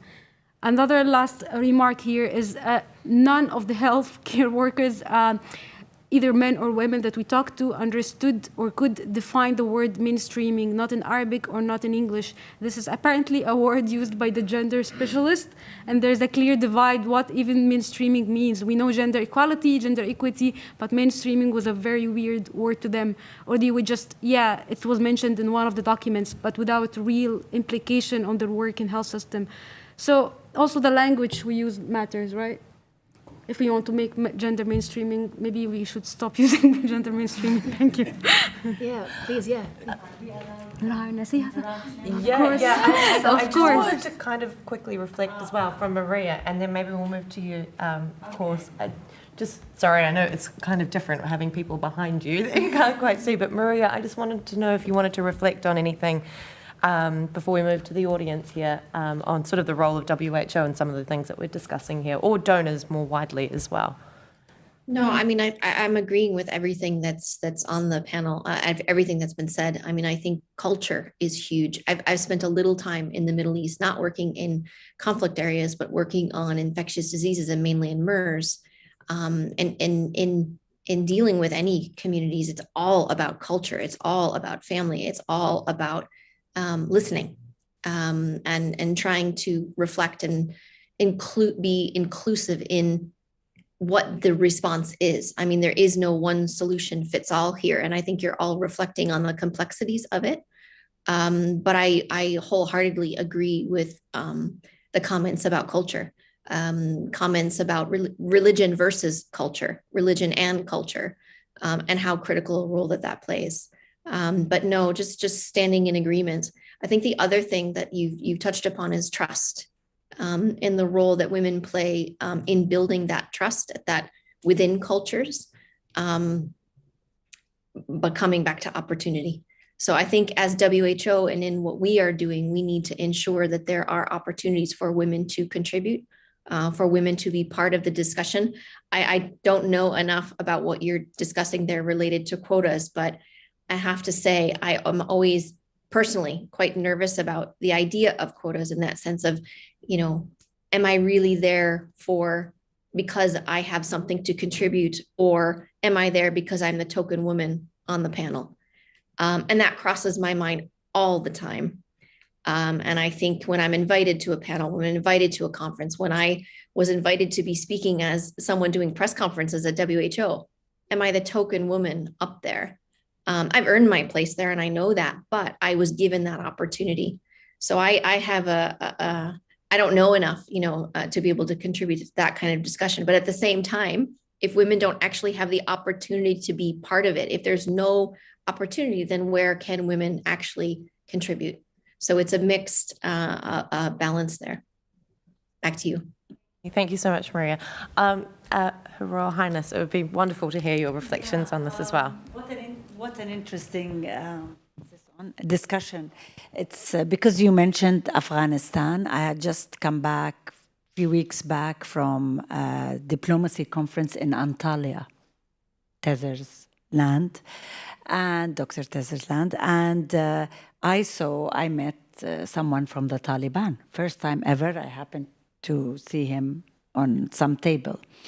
And the poor guy, I had drank so much coffee that morning, so I was, not a diplomat by any means. I'm sure you have seen that, heard that.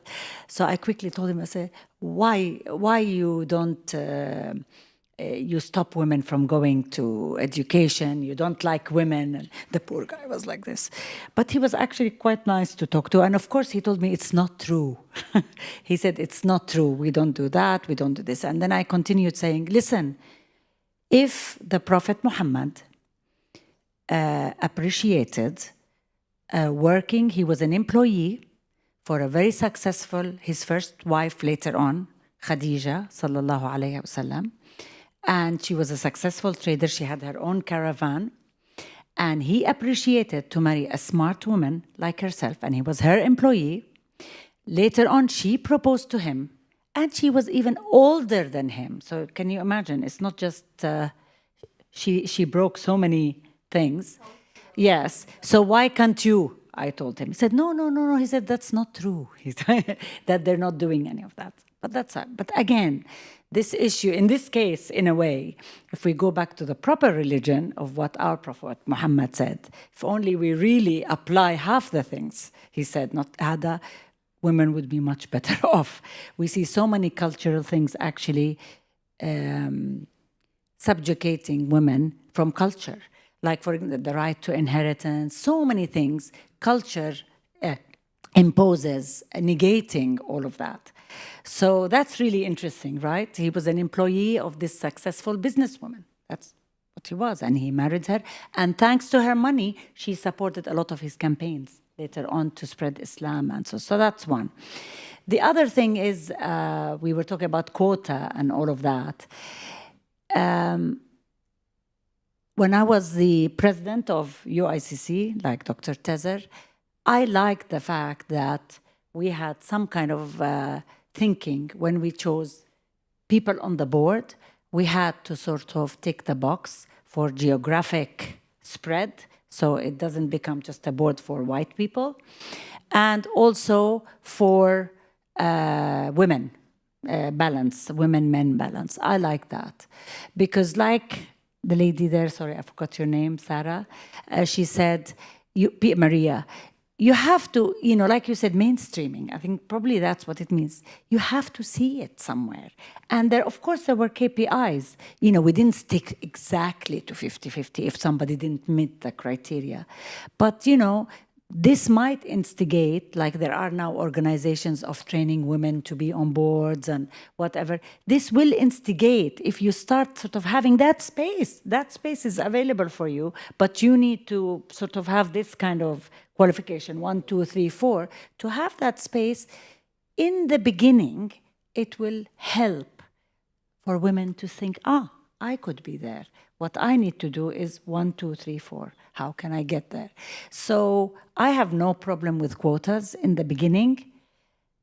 Just let's get there. Let's put our voice. Let's people hear what we can contribute. And the other thing with communication that you spoke about, it's very important also to speak to people why you need women in leadership positions. Just for the logical reason that you have a target audience that you are treating 50% men, 50% women. Men behave very differently with how they take up medical procedures, how they, take care of themselves, etc. And women, we really have specific needs. Just from that logical position, if one can communicate that, for that target audience, you need women to sort of fill in those needs that are specifically to women. And more so probably in our world where, women, they are covered, etc. They need more women to know their specific needs and so on. So like you said, communication, I think it's key to explain it in a different way. So if you just talk and not even empowerment, just say, we need, this is, if you were doing marketing or selling a business, you're trying to sell handbags to women, you're more likely to have different views just so that you can convince people and understand their needs so that you can make your business better. So thank you for this discussion.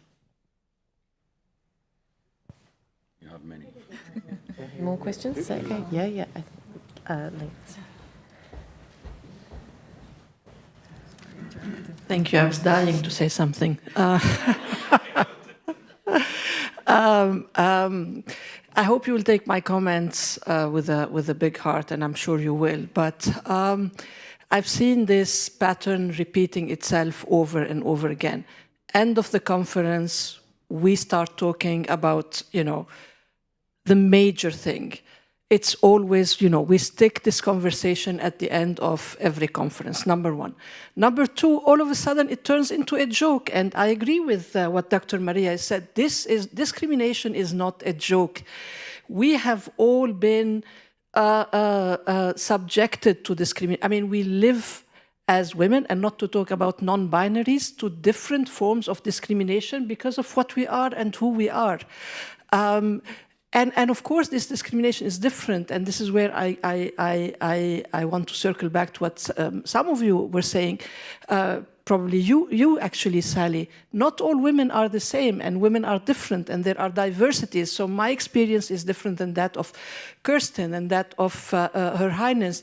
We acknowledge this experience, but each one of us, wherever she is actually oppressed by virtue of being, but I'm sorry to say this, I'm not sorry, let's just say it, by virtue of having a vagina, it basically attracts all forms of discrimination. And let's face it that one of the major problems, we're seeing it in Lebanon with the refugee community, with the Palestinian women who've been in Lebanon for who knows by now, 2-3 generations.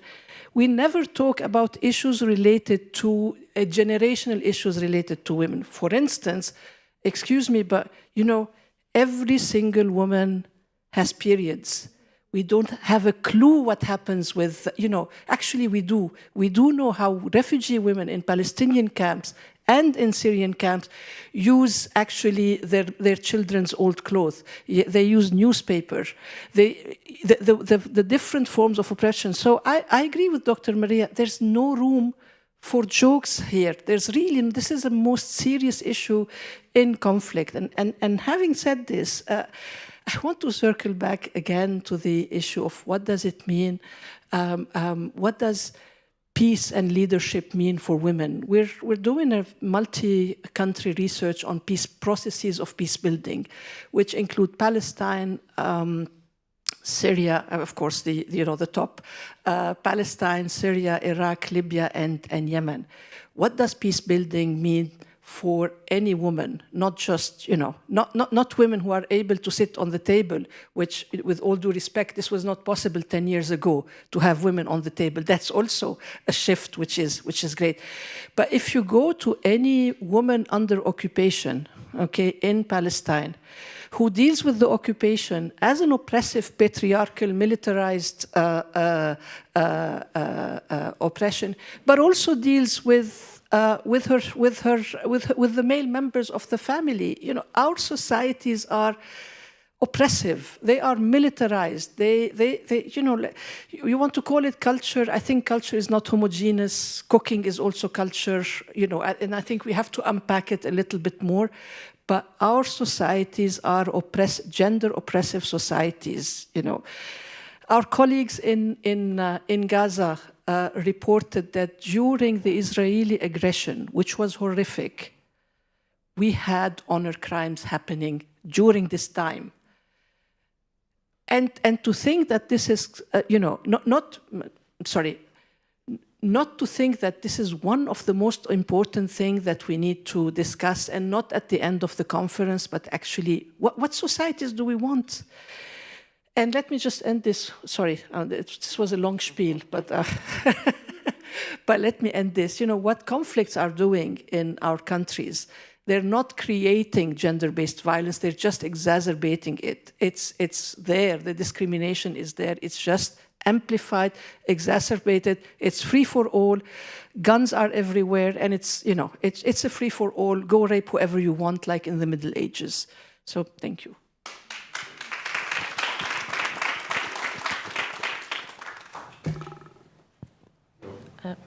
Mona? Yeah. Okay, thank you. Thank you. I just want to comment on Nassim's point about culture and religion. In fact, I think it's really hard to think of separating religion from culture in the Middle East. If we get at the bottom of it, in the Middle East, the culture is largely shaped by religion. So does religion tell us that women shouldn't be empowered? I don't think so. But I think the misunderstanding, the traditional interpretation of Islam, for example, tells us this. And this weak scholarship of interpreting Islam runs through the educational system, shaping culture every day. And most of the men that don't support women's leadership, for example, also emanate from their religious beliefs of which are considered to be culture, basically. That they are, there is a hierarchy, not of gender assumptions only, but also hierarchy of sex, the difference between. So it's really, in that context, the word empowerment makes sense. Why?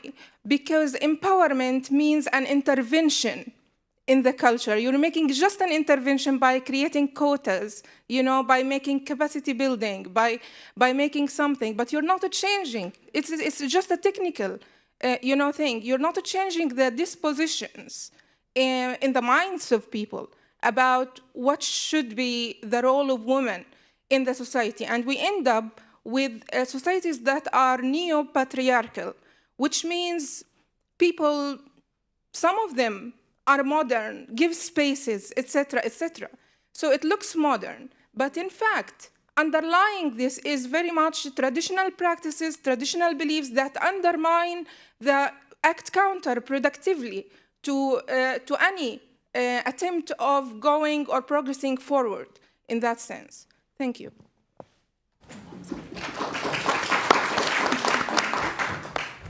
Can we have a man speaking also? Why is it always women defending women? With Alexandra. I do have a question, if I may. And I would like, I think, first of all, just to thank all of you presenting, including Maria, for being here from the Philippines, because I know particularly for the females on the panel that even though you are so accomplished and professional, I know that it has taken a lot of work to get where you are, and a lot of swallowing of a lot of nonsense as well along the way. So I do not take that for granted or dismiss it. My question for you in some ways has to do, again, looking forward, but also to do with the other women who are not represented here, who are also less privileged than we are. We are fluent in English, we are white passing to some degree, academics, we have the privilege that many other females who are incredibly capable, especially in the health sector, who do not get to be presented here. So just to give an example of what I'm asking, in the work that I do, I often have young women come and ask, about career options and potential. And once there was a young woman who came to me, I said, I will help you. I was like, send me your CV, we'll work on it. Send me job applications you're considering. I'll give you my 2 cents. And she said to me something that really broke my heart, and it stayed with me. She said, why are you helping me? And I said, but of course, how could I not help you? And she says, no one else is helping me. Everyone is just racing to get to the top and be the one who is recognized in those positions. If it is the quota for one, they want to be that. So I suppose, and that was really difficult, but I think there's a truth to it. So I guess my question for all of you is, if you were to ask something of the males in the health sector in this room and beyond, what is something practical that you would ask of them, beyond quotas, like in the meetings that you are, in the spaces that you are, in the practical field activities that you're involved in, to do to advance, not just quote-unquote gender equality or equity, but to advance really the quality of the health system, because we all know that it is better when females are part of the leadership and part of the membership as well. I'd like to know your ask. Anyone in particular want to start? Yeah, and then we'll go to Fahad. Can we have one question afterwards from Fahad? I can. I'm happy to answer. I can Yeah, give an example. Okay. Can give an example. Yeah, Sally, do you want to? We can start. Sally, you Yeah, start. shall I? Yeah. Okay. Take risk. I give this example from a project that you all saw in Munzer's video. You remember the last picture in Munzer's video? There were just like 100 women taking caps and throwing them. This is a project that was developed by Women Now for Development. I think Lina knows the organization very well. Munzer from Idlib Health Directorate. This is an exemplary project. I'm not going to call it quota or not, but look at how it was designed. We have a new profession in Syria called community health worker. We did not have that before. We did not understand that there is a profession like this in Syria. So what happened is that we introduced a diploma for women only. It was on community health worker.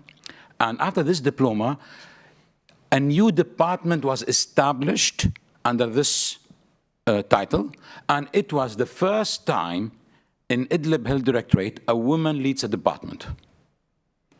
Because the entire program was designed with this vision, which means, I'm not talking here about making it as a quota or not, although I'm a die-hard defender of quotas, but we designed it. Understanding number one, our community and the culture. 2, this is a new profession. Let's be a bit here biased. If I say a new profession, like facilitation, for example, which is now, by the way, in Syria, dominated by women. Community health worker was a new profession that was, right from the beginning, thought of to be dominated by women. And hence, you are just creating something inside this. This happened because people took risk. This happened because we really meant what we said. Now, saying quotas and then bringing women and then just saying, don't talk now, is what happens all the time, right? But when you want to do something, you have to take risk. For example, don't tell me you want women empowerment and don't hire a woman because you think she doesn't speak good English. Thank you. And the same? Can I compliment on this? And I think because conflict, it's very dynamic. It makes a lot of cultural and it changes people from within. So it's a very good environment for changes and for taking risks, as you did here. I think if you if you did this in Syria when there was no conflict, you would have faced a lot of challenges, yes. right? Yes, absolutely. 100%, So yeah, I think there's a chance now. Yeah. There's a big chance. Yeah, conflict. Yeah, it changes the society. So it's a good place to do these changes, to challenge all of these norms that we have and traditions. By the way, this throwing of the cap was 100 meters away from a checkpoint for an Islamist militia. And this, it was very symbolic for us. Yeah, thank you so much. Actually, the example that you just mentioned is a classic example of gendered division of labor, how women should be midwives and nurses, but not surgeons or not directorate like This is a new profession, Sally. We have to find our ways. This is not a profession that existed in Syria. It's not because she has to be midwife. There was no profession. This is your chance to take it.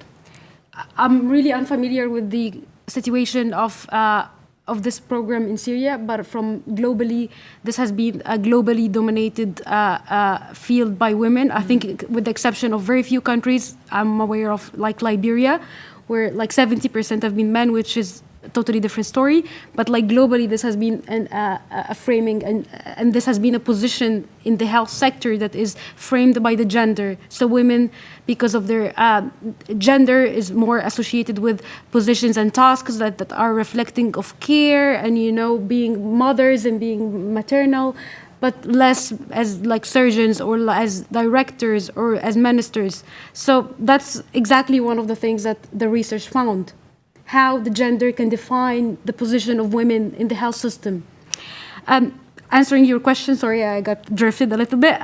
Answering your question, I think we should ask both men and women, not only men, because we also, our findings from the research have found some perception about women leadership and women and gender leadership, that women can fit to work in the health system if they follow specific characteristics that might not be inclusive of all the gender and all the definitions of women and different types of them. So if they practice in a specific manner, or if they keep their decisions to a specific threshold, let's call it this way. So I would say most of the findings has been suggesting that the thing that we should ask both men and women is to adopt a right-based approach, not just making women working in the health system to be something like a favor, to give them as a favor that they are here, or a favor that they are invited to the table, or a favor that they can leave their work early, but this is part of their rights. So more of adopting a right-based approach to that. Thank you.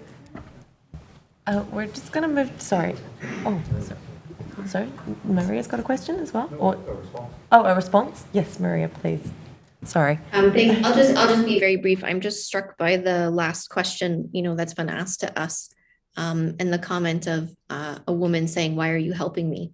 I mean, I think the questioner, I agree. It's not just to men; it's to women. I mean, in my experience, women have been much harder on me than the men in that respect of why do we put each other down? Why don't we lift each other up? I think they're reflecting on the experience that they had, which is different than the experience that I've had. I've had a lot of opportunities and I realize how privileged I am. But I think women also need to support each other. And I don't see that enough, because I do think we're fighting for those same roles. I think there is a limit to what people see in us. There's a limit to this ceiling that we can reach, which is, someone said to me yesterday, full of glass shards, even though some of those ceilings have been broken. But I think the question is about how do we help each other, and how do we provide the opportunities for women to thrive? I look at my two little boys, and how do I raise boys that support women to allow them to thrive? It's not just about how we teach women and girls what they can accomplish. It's how we raise our boys to respect women and allow that opportunity. Again, I'm speaking from a very privileged position, so it's easy to say.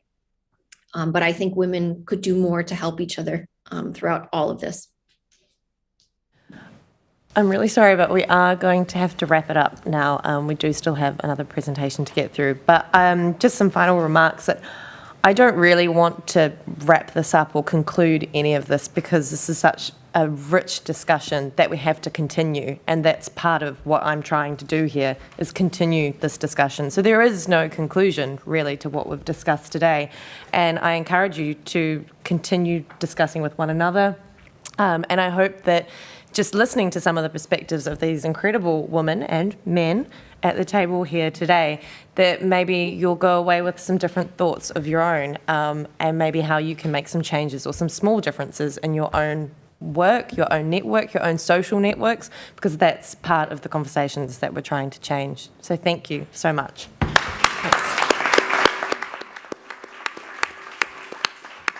Thank you very much, Kristen, to our fantastic panel and everybody who contributed. And like with all of these sessions, we could go for much longer. We did extend that particular one. We're supposed to be back in 7 minutes, but let's extend that to 15 minutes so that people can have a break for the last 2 bits of the main part of the conference. So see you shortly.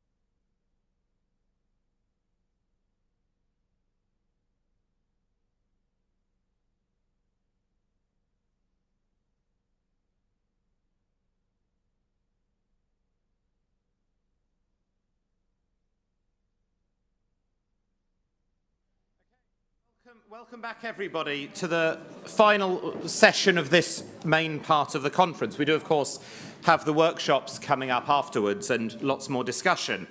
And so we're now going to look at reimagining research, academia, practice and people.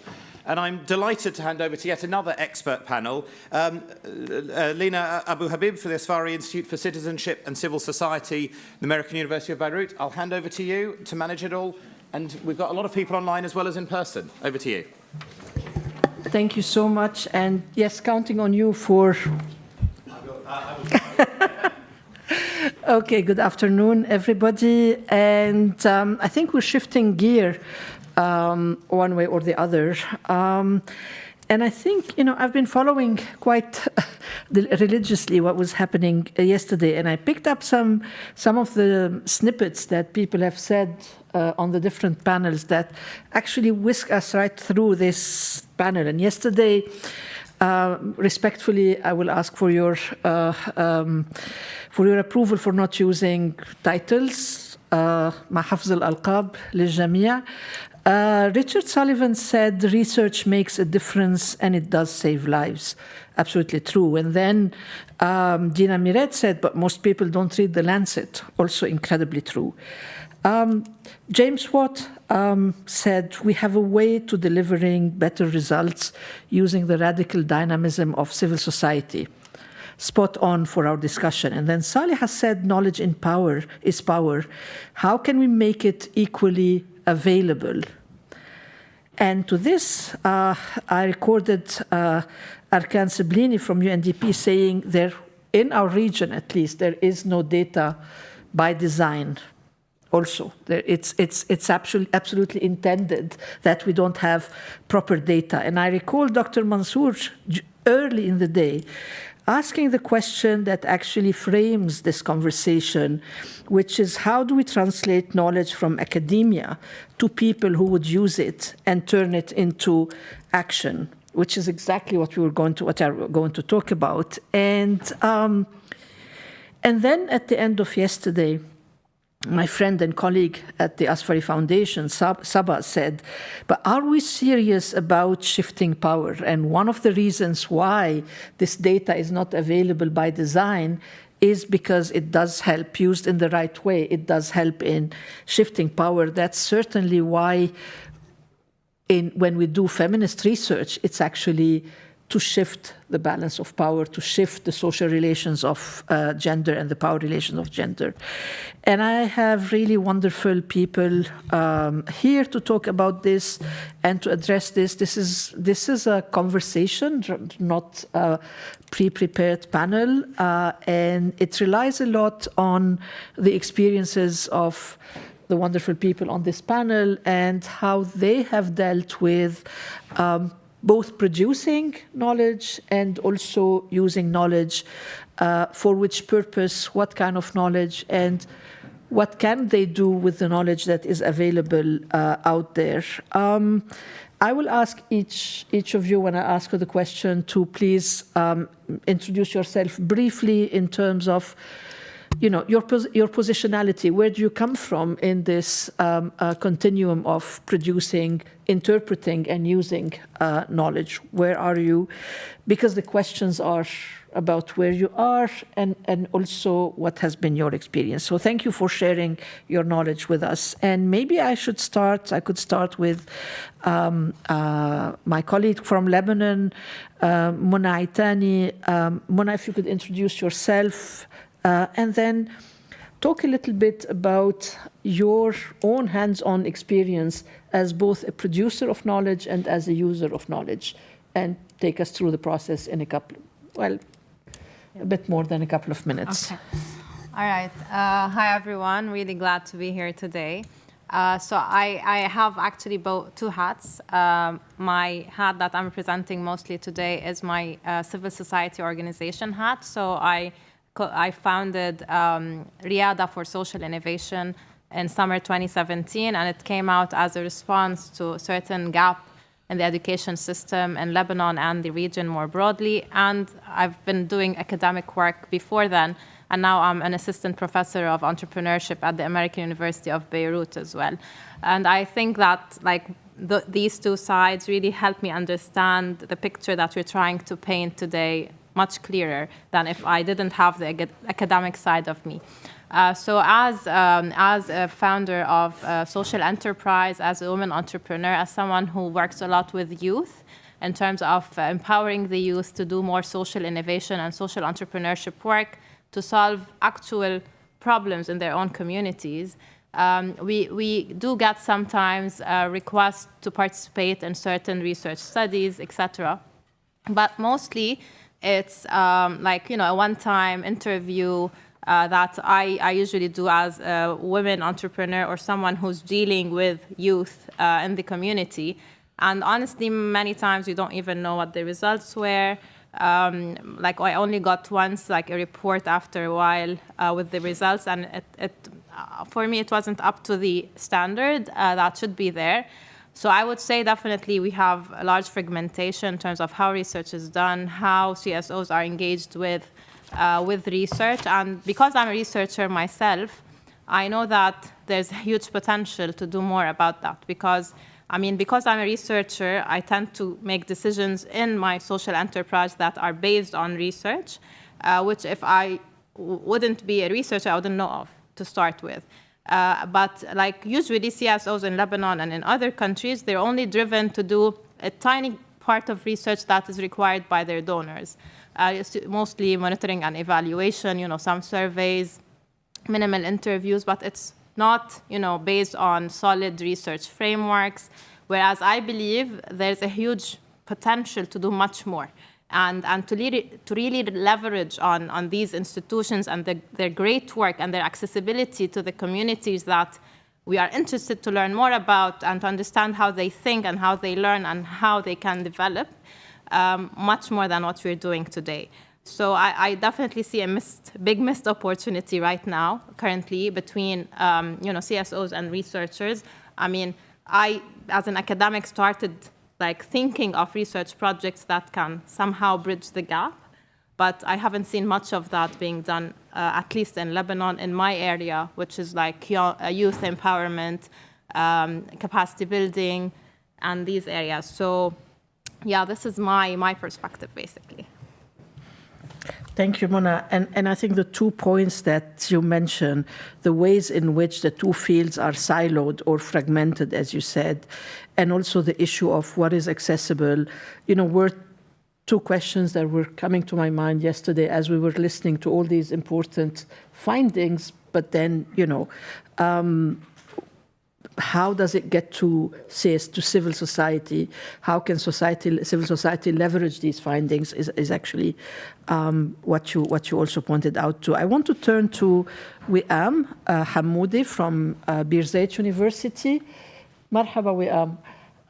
And can you hear me? Yes, can you hear me? Doing a blended event in Lebanon. It actually works, You're in Birzeit, and we'd like to know a little bit more about what you do in actually bridging this gap between research on the one hand and social activism, civil society work on the other. But if you can tell us a little bit more first, Mona, about what you do. My name is Wiam Hamouda. I'm an assistant professor at the Institute of Community and Public Health at Birzeit University. So part of my job is teaching in their Masters in Public Health program. But another part of it, or the bigger part of it, is doing research and also other training activities for different groups of people, including health professionals and people that work in civil society organizations around health and research in health. Sorry. Should I speak to the question about the yes. gap? Yes, I was going to say that. Thank you. Okay. All right. So, I think this is a gap that we've been increasingly aware of. And I wouldn't say that we're completely satisfied with what we've been able to do to try to address this gap, but we do try to do it in different ways. So part of what we try to do, especially given that our research is related to health, and a lot of it actually has implications either for policy or the way that services are provided, we do try to engage directly with specific stakeholders and sustain and maintain those relationships through various means, like through either, sometimes through written documents, but I think as a lot of us do know that these are not actually read as much as we would like, but what we often do is also have like specific meetings and workshops with these kinds of stakeholders to actually to engage them with the research at different points, sometimes at the beginning of the research, sometimes in the middle, and then also sometimes towards the end, to discuss some of our findings and also the implications. So that's one side of it. Another side of it is also trying to use some of these materials or research findings for advocacy purposes, either either from the Institute or through our broader network of people who are actually have more experience in that kind of advocacy, and so it's finding ways to then think about the broader implications of the research and how it can be used in those formats. And what we've been doing more recently, especially in our work with adolescents, is there are two main projects of this. So there's one with adolescents, and there's one where our colleagues are also working with people with severe mental disorders, is trying to incorporate more participatory forms of research. So really engaging community members, sometimes as active sort of not only participants in the research, but also producers of knowledge themselves. And this is something that my colleagues, Suzanne Mitwalli, Hannah Kinsler, and Yoko Rabaya have done really well with work that they've been doing with people with severe mental disorders. And they've actually co-produced materials that can be used for advocacy, including a new illustrated storybook that was co-written between the project team and also the people that actually have severe mental disorders. And this was the result of years of working in this participatory way through workshops and others. And there are some other examples where research findings were also used to train community-based rehabilitation workers and community-based workers.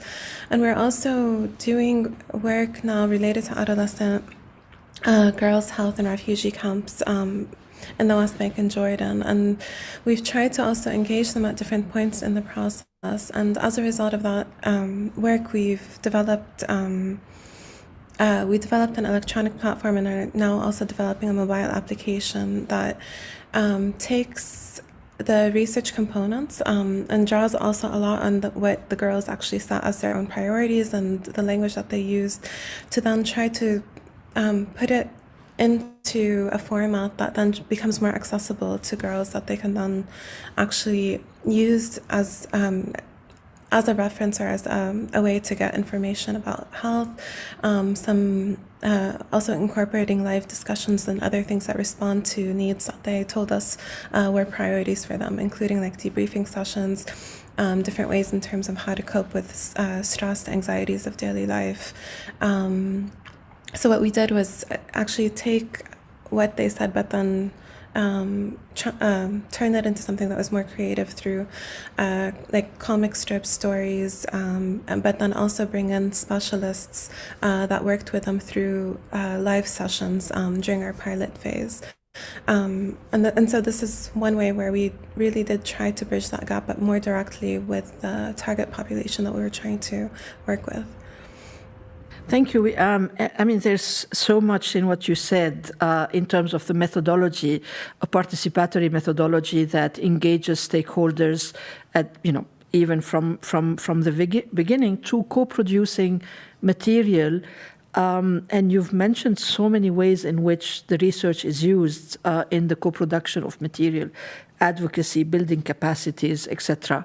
So thank you for that. And I want to move to Liz also to introduce herself and address the same question, Liz, if you could. Shall I repeat it? No. So my name is Liz Seek. I'm here representing Sanat Association. We are a CSO working with Palestinian communities. I guess our overarching objective, since we have limited time, is to improve the well-being within Palestinian communities and to implement structures for the socioeconomic development as well. And we do this by investing in youth and in community-led initiatives, social initiatives usually, but some business as well, that reinvest in their communities to create this cyclical change, the cyclical change that we're looking for. And I have to say, like Mona, I also wear two hats because I'm also a PhD candidate. And this actually got me thinking a bit about this connection we're talking about between the research and civil society organizations. And I think we as a room that's involved in academia and research take for granted that this is even on the radar of a lot of smaller CSOs in the field, especially CSOs that are just trying to get through with the economic situation, with COVID, with everything, that research is even on the radar. So I would suggest the first part is to bring in partners that support civil society organizations in even exploring research. And I'm talking research on the structural level for the organization itself, and also research on the impact of their programs in the field, because I do think it's two kind of distinct areas that we're looking at. And I can speak from Sanad's position that we are monitoring and evaluation was always something that was done within the organization. But again, I would say it was more on the programmatic level. The real shift is on the organizational level, establishing 5-year plans based off of research, based off of accredited research, with a hypothesis, with outcomes, research that isn't maybe done internally by people who aren't necessarily experts. And this, especially for smaller CSOs like us, moving from monitoring and evaluation to really the learning aspect and the sustainable growth and development of the organization is what we're really looking into, and what we're also working obviously with Safari and Asfar Foundation, and this is one of our main goals because we recognize how important it is. But it also is a privilege that our organization has the opportunity to even think this way. Thank you. Liz, you raised something very important, which is how research is actually a tool for organizational sustainability. And the other thing, you raised the issue of MEL, monitoring, evaluation, and learning, which I really think is not given due attention. It's seen as something that, as civil society, we do for donors. Like an afterthought. It's like an afterthought, which is actually, it could be very bad, and at the same time, it could be excellent, because it could be how we hear the voices of women, of non-binary, of refugees, etc. And so I think it's a good thing to bring it up as a serious piece of something that has to be serious and not as an afterthought. Yes, and I think research done with universities or with other partners can really contribute to the development of this MEL plan or meal plan. I think we now have analysis in there. Yeah. The acronym continues to lengthen. Yeah. But I think together it's both having obviously access to this research that everyone is doing, but being able to internalize it within the organization itself, and give the organization the tools to continue on and to use the research well. Absolutely. Thank you, Liz. I want to turn again to Rabia. Hello, Rabia. Hello. Hi. Rabia, can I ask you the same thing? First, if you would introduce yourself and your work briefly, and also take us through the process that you go through from research to action, from research to practice. Yes, thank you very much. I'm Rabia Nasser, co-founder and director of Syrian Center for Policy Research. We started in 2011 to work on research and dialogue. We are a non-for-profit organization, so we are the bridge between the civil society and research in this perspective. And we work on development in general in the wide definition of development, but we concentrate our work in the region and mainly on Syria. And since this conference is discussing the conflict and health, I would like to highlight some research or some results that we find, some methodologies that we used, and some big challenges for research within this context. I will make it brief, and if there's another chance, I can talk more about it. Mainly, we work, for instance, on the level of public policy, which is rarely the situation for research center and civil society. And this is a huge gap that we have, that mainly civil society work or research centers work on the ground, the localities, and specific or theme and issues, while the public policy distributed between the big power, like the political actors, the UN, and the donors. And they bring some representative of civil society just to validation, not to be a real contributor. We believe in the center that the actor, which is not civil society, this society, is not representative in the time of the conflict. And this is the main function of research, is to bring the society as an actor to the public sphere and to the public policies. We tried in a very humble way to bring these priorities of the society to be part of this dialogue, which is evidence-based dialogue about the public policies within the conflict. And if we focus on the health, we did that on the local level and on the public policy level through transformative methodologies and participatory approach methodologies. In this regard, I will just highlight a key point, that we are subordinated to the key political actor within the conflict context. This is not just in the country within the conflict, it's in many other countries. For instance, if we study the refugees issue, we are subordinated to the political power in the countries that frame the topic and the theme, that it's allowed to be discussed, researched, and make it public, or the opposite. This is very important issue for us to see how the civil society / research centers can be avoiding challenging these actors, especially that our space with the UN system or the donors that support the civil society is also limited by the same domination. For instance, the UN organizations conducted research for, if we are talking about children, they conduct mainly on the outcome of health. But when we come to the security, they avoid this research because they don't want to have a conflict with the big actors, political actors internally, or the donors, the big donors who are very selective in using the topics that need to be researched and published. The second big problem is that I'm talking about the civil society and research in general, we are part of this conflict economy because our performance measured by our financial sustainability, our image toward the donors, or our image toward a career development or successful stories, which is not the case in a conflict country. Instead of looking to the society, most of us look to the upstream, look to the political actors and the humanitarian actors and the donors.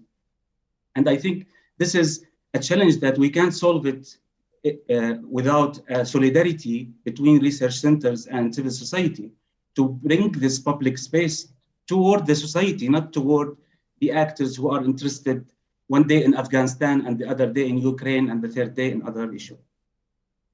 the problem of this market economy structure that we are facing is needed a substantial shift toward our priorities, how we work on research and health and put the slogan participatory approach, and we are part of the society, not just collecting information or talking about that we are serving or educating or capacity building to this society while we are not part of it. We are not engaging enough to solve the key problems. One of it is the political oppression or identity politics or the conflict economy. And for us, we try to bring the evidence base to have a platform that discuss the public policy, make it available for all. You know, most of the research now is consultation based, and it's restricted for the agency or actor who requested. So it's not published, even with the UN system. So it's very important to make this information public, to make the space available for all to participate and to be part of this public discussion about how to change policies, how to use research in reality to change the political structure that we are facing in the time of the conflict. I will stop here and maybe later I can explain. Thank you. Thank you, Rabia. Thank you, Rabia. You took us in towards a very important direction, which is how is public policy made in our region, and we know how opaque the process is. And again, I quote our colleague from UNDP yesterday, the fact that data is not available by design. And so democratizing all this field by influencing public policy is actually a very important point that you make. Thank you, Rabia. I want to turn to Marianne Bokvist.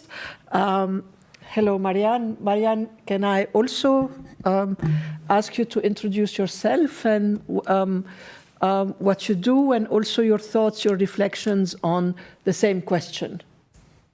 Thank you. Thank you very much. I'm very happy to be here, and I feel that after listening to all of the other panelists, I feel a bit humble, and I also feel that I sort of represent this donor community and will try to contribute in a good way. I also have I work as head of the program for youth, peace and security and support to civil society at the Folke Bernadotte Academy, which is the Swedish Agency for Peace, Security and Development, which the name doesn't really indicate maybe. And I also feel that I have a few different hats, because of course I have this position, but I also have a background working as a historian in the region.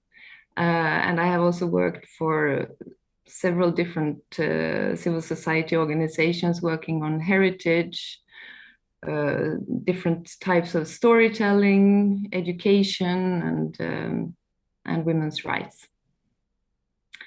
So I come from that background. I have that baggage with me as in this current position as a civil society, as a civil servant, a Swedish civil servant.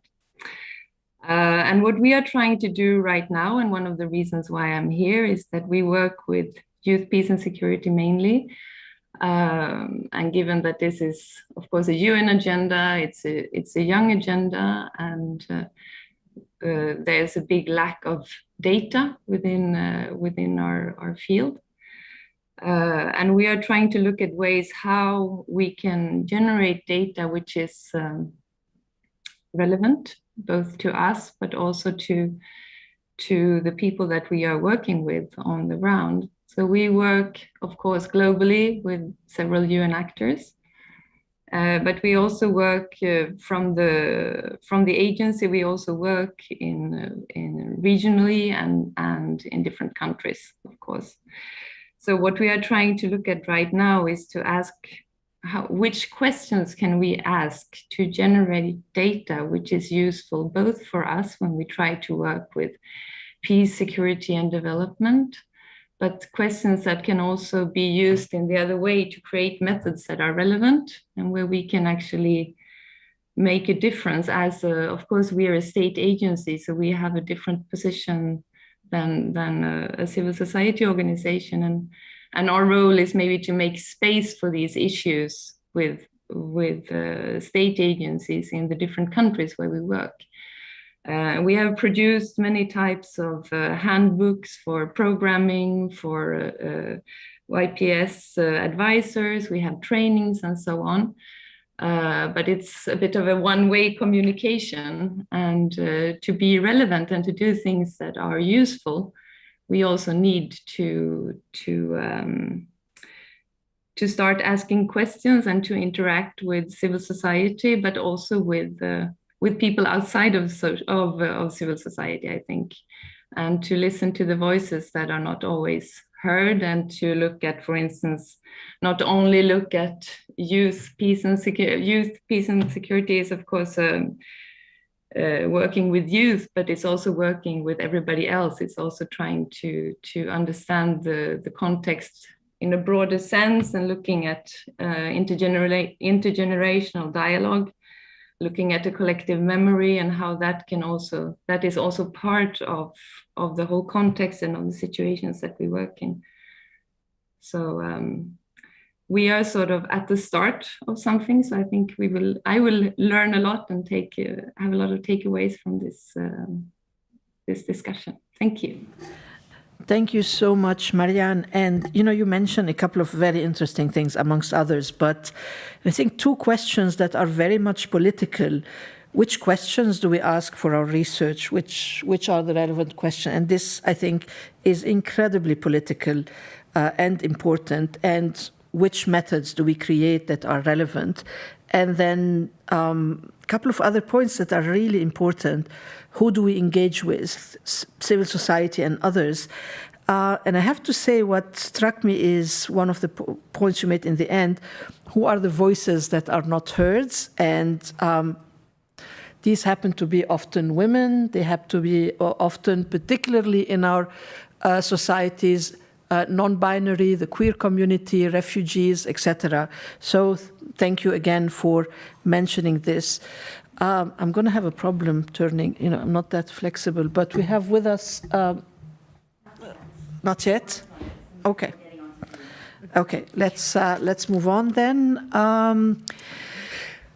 I want to go back also to asking you another question related to your thoughts and comments about what you said, and maybe begin with Liz.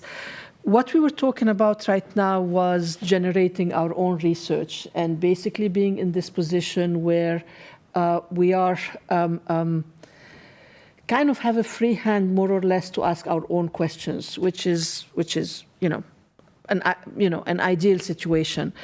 But what has been your experience? And I'll start with you, Liz, in seeking knowledge from what is out there. Where do you go to? What is useful? What is not useful? Because certainly we can't produce, we can't just continuously produce knowledge. We're going to have a conversation later on in the workshop that this in itself is a resource-intensive endeavor. So we are in a bit of a unique situation that our local government, they don't produce on a governmental level any sort of research that is applicable to what we do. So this is one avenue that has been cut off from us. In parallel, we also there also is some separation between what we do and a lot of the local research institutions. So as a result, the research we've done, I would say from an external body, was through universities, but based in the United States, which is very helpful. But when you're going to an organization or a university that isn't within the local context, some of the local flavor or the local nuance, the local, it's lost. So this is one element in terms of us obtaining our own research, but having to go a little bit further to get it.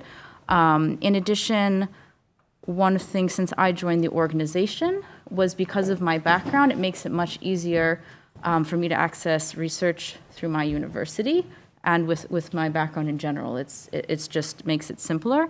But I think we should keep in mind that if there wasn't someone like me at the organization, it would be very hard, both from a language perspective.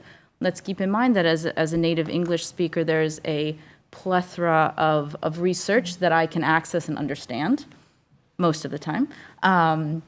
And so we have language barriers that we face.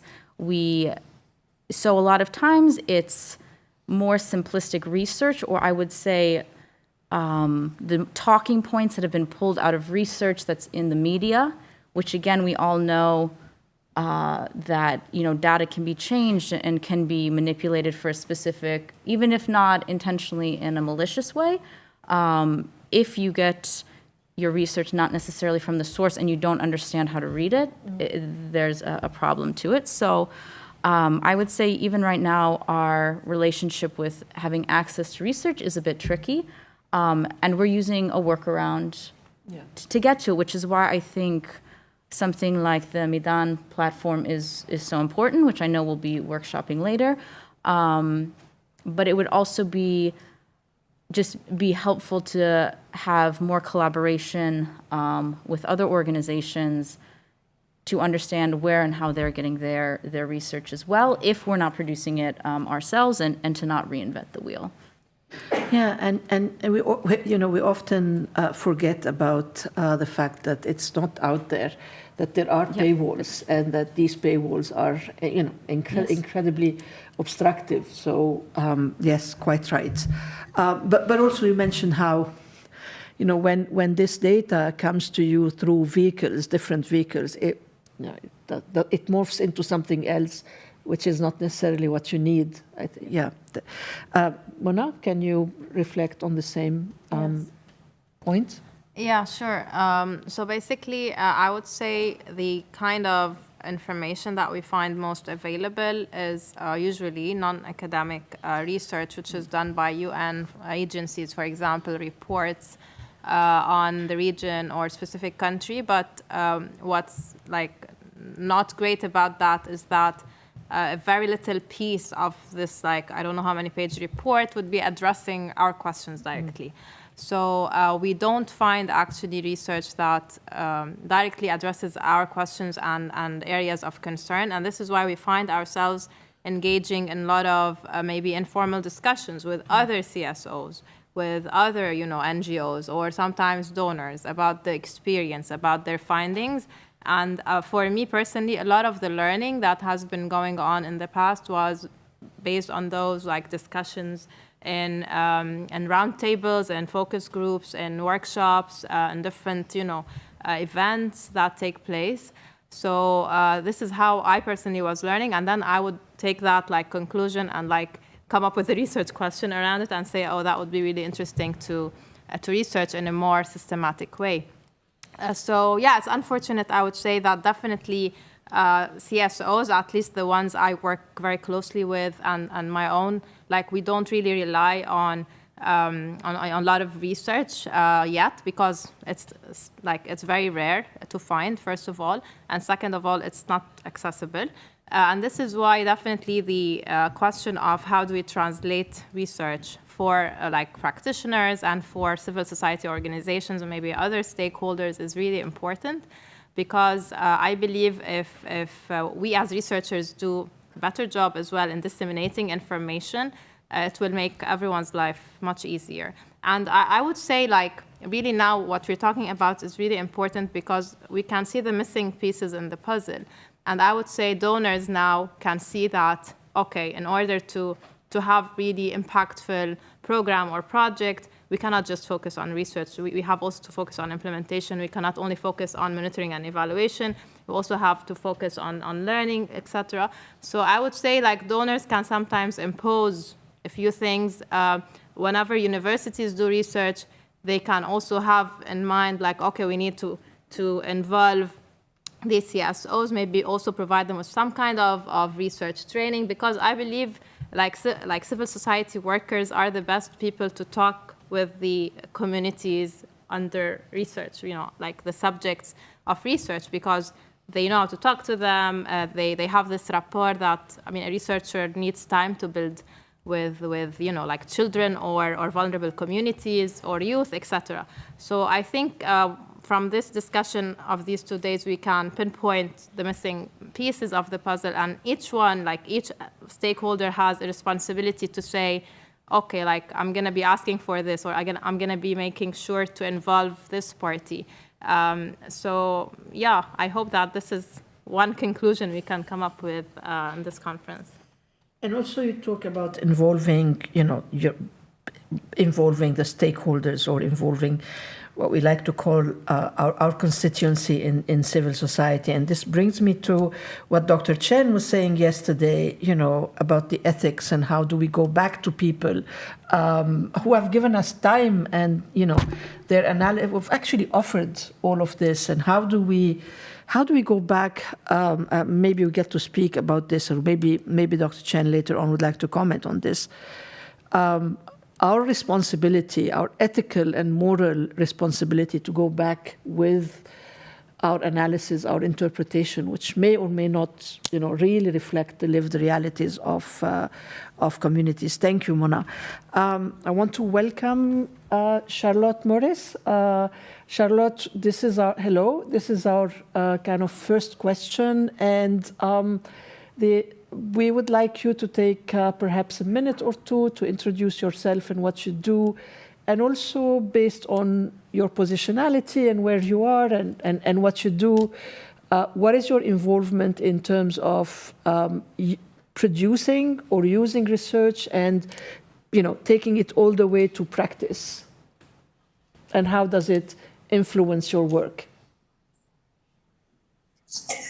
Hi, everyone. So I'm Charlotte Morris, and I work for the Foreign and Commonwealth and Development Office's Research Directorate, so for the UK government.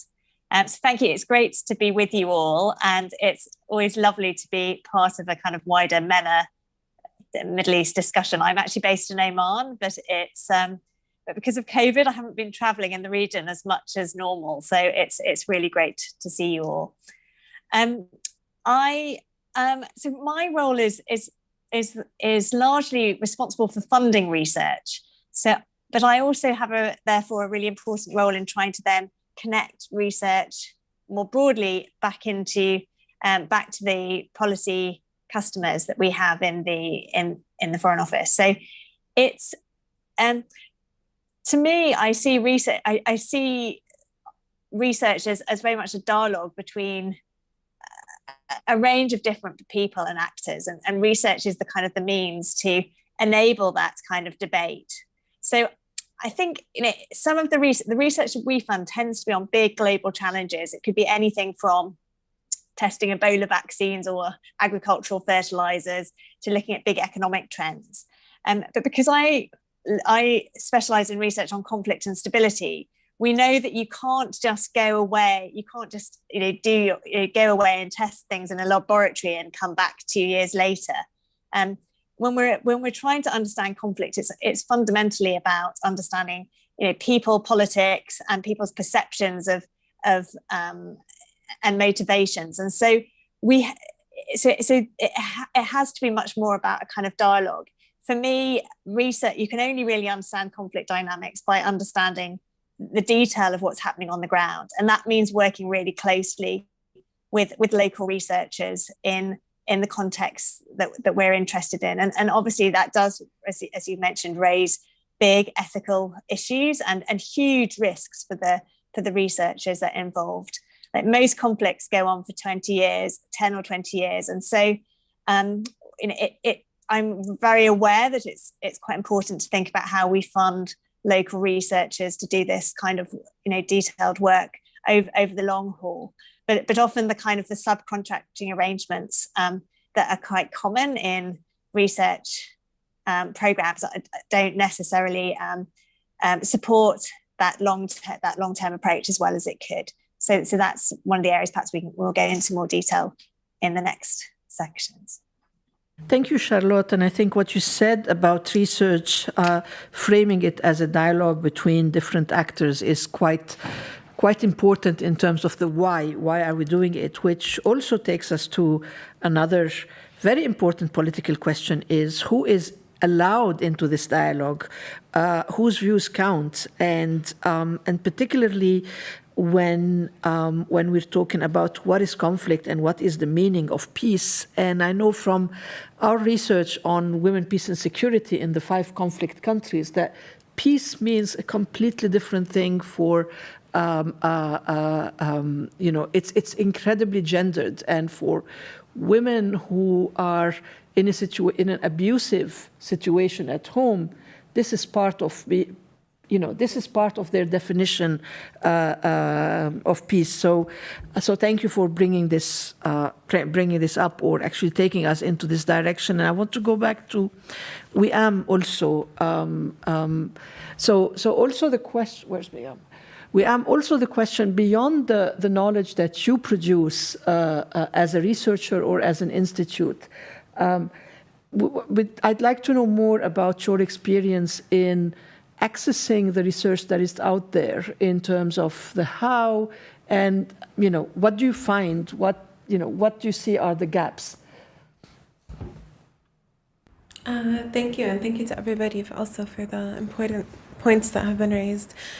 In terms of access, it's been mentioned that sometimes, even just in terms of accessing knowledge or research that's out there, it depends on, there are paywalls and things. And I think it's important to keep in mind that not all universities have the same kind of access, and especially some universities in the region. So oftentimes there are materials that we don't really have access to, but usually because of our networks or colleagues, we have some help in that area. I think the other point about the type of research that's out there and to what extent it actually really engages with context is a really important one, because oftentimes, especially I think in a context like Palestine and others, there is a lot of research and there is lots of writing, but oftentimes it's not really produced by people that are actually there on the ground, and there is this gap because sometimes we don't really feel like it really reflects the reality. Sometimes it doesn't actually reflect the priority questions that we think should be reflected, and there is this privileging of knowledge sort of that's produced in what's called global north countries about other contexts, whereas sometimes things that are actually produced locally are kind of looked at with a bit more, not necessarily suspicion, but sometimes it's there's this idea that it's not as objective, or it's or that it's more parochial, or it's more focused sort of on these details, but it doesn't actually have much to say about these broader questions. And I think what we've, in different discussions and what we've been trying to show is that there is an importance to context, and there's a real importance to actually understanding context, both in posing the questions and in the analysis in different phases of research. But there's also, but it's also important to also think about kind of the hierarchies in terms of the kinds of knowledge that's produced, who produces it, and then also who has access to it. And I think this is an important point. The other thing I wanted to touch on very briefly is also this whole issue of research literacy, because sometimes I think as academics we produce knowledge, or we produce papers, and we assume that people actually understand, we assume that they understand, for example, what the statistics mean.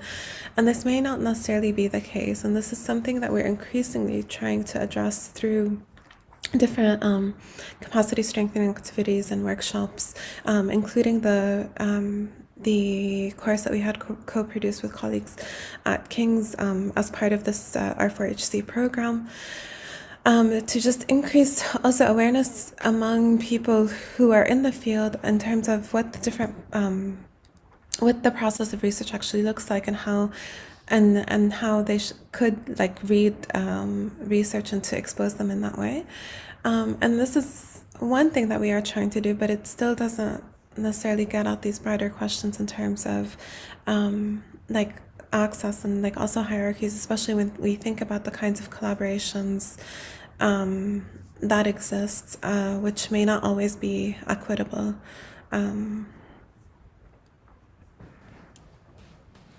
Thank you. Again, very important point. Hierarchies in the kind of knowledge produced, and this experience of being looked down upon because the knowledge is produced locally reminded me of a research meeting, regional in Amman actually, where a white man researcher from Leeds simply told all of us that they should be doing research in our region because our researchers are basically mediocre, as simple as that. So that's at least my lived experience.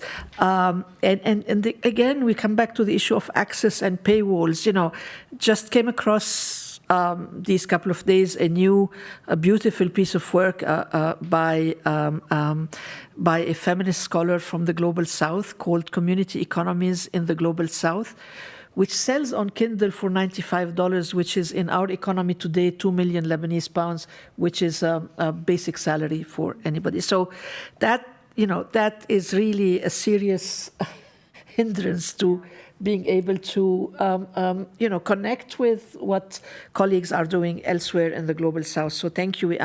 Let me go back to Rabia with the same question. Certainly, you're a producer of research, but what has been your experience in other research that exists out there? Yes, I think our first challenge, as I mentioned, that in terms of power structure, the independent research centers are very small, and they are challenging key actors. The first challenge that we have is the mainstream methodologies. So if you don't follow the mainstream methodology, you will be rejected in key universities and journals because you are out of the scope of the mainstream that we are using right now. So we need to challenge this and to innovate or produce something new related to the conflict and to relate it to the context that you are working in. So this is a big challenge that need a lot of experts and people who can spend a lot of time to produce this. One example of that there is a huge data that and information that produced by the World Bank and IMF about the different economic indicators and sometimes about development by UNDP.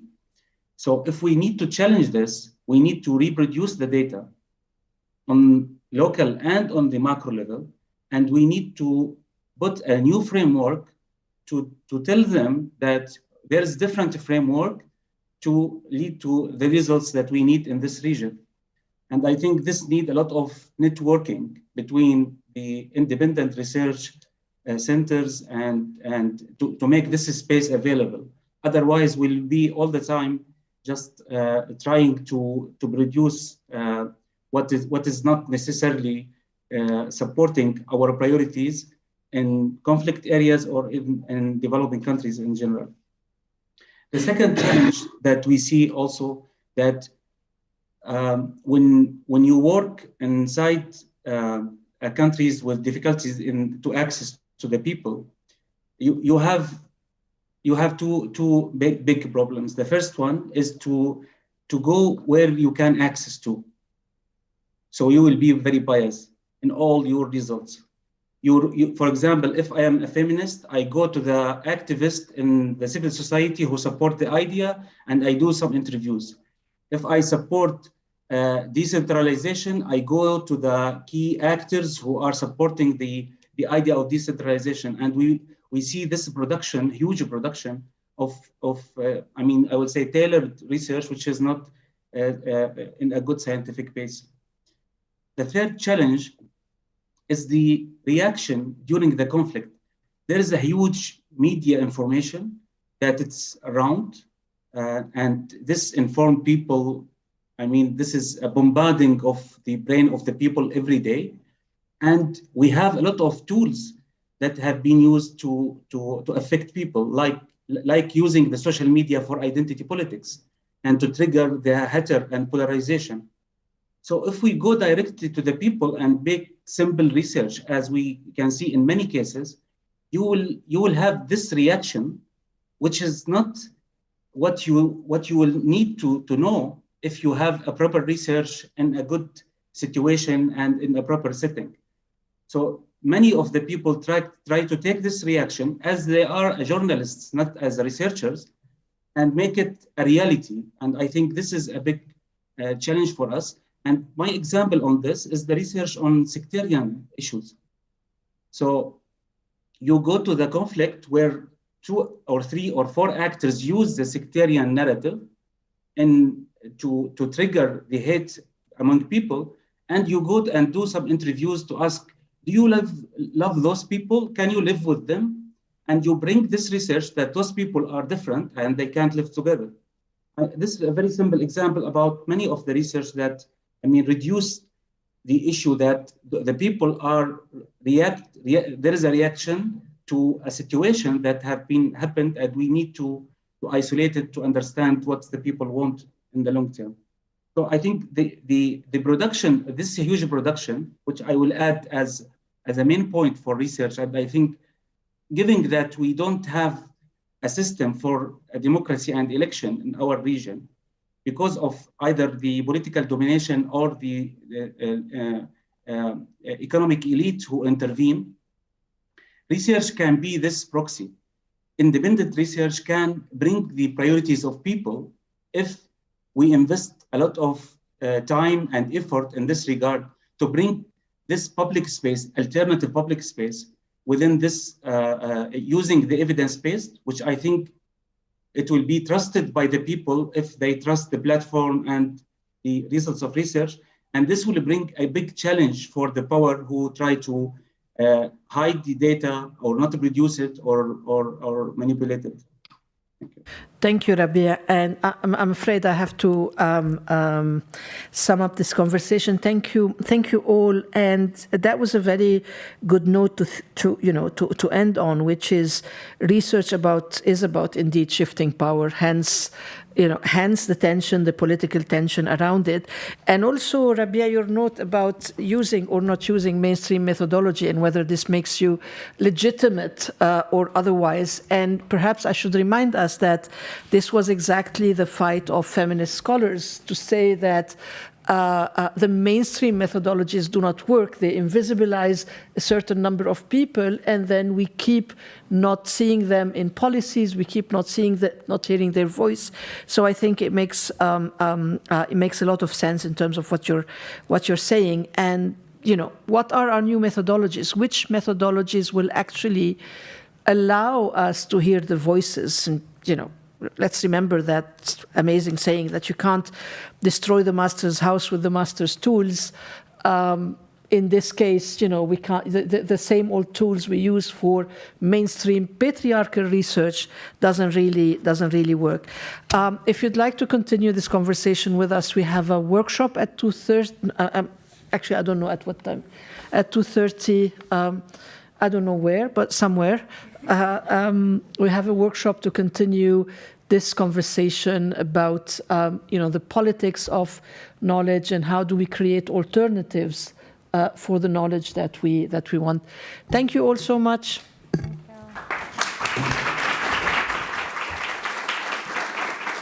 Thank you very much, Lena. Thank you to all of the panel. Yet another fantastic piece. We are getting very near the end of this, and so it's now time to look at the future and next steps, what we've learnt over the last 4 years of this project and what might happen in the future. We don't have a vast amount of time and people are waiting for lunch, but I'm delighted to welcome back Preeti and hopefully online behind me, the looming figure of Richard. I hope. Preeti. Yeah, no small task to talk about the future, given all these issues. Oh my God, the pressure. I don't know whether Richard's joining, but I'd just be really brief because I've been warned by Gemma not to take too long because she really needs her lunch, and I'm sure all of you also need your lunch. It's very late. I know for Rita it's almost bedtime because she goes to bed at 6 p.m. I think every night and wakes up really early to do all her work. So just 4 points from me. One is co-production, and I think we've really done co-production rather well, and I think Brad and James talked about it. But it's co-production across disciplines, across sectors, across, men, women, across race. I mean, it's a really good model. And I think Karim, my friend, my family, I call him my family, he's demonstrated how we've done co-production really well. We started with R4HC. He reminded me that I was interviewed by you. I don't remember anything. I must be on the way to some memory loss. But, we started with that, and then we started thinking about conferences, which conferences don't cost a lot of money.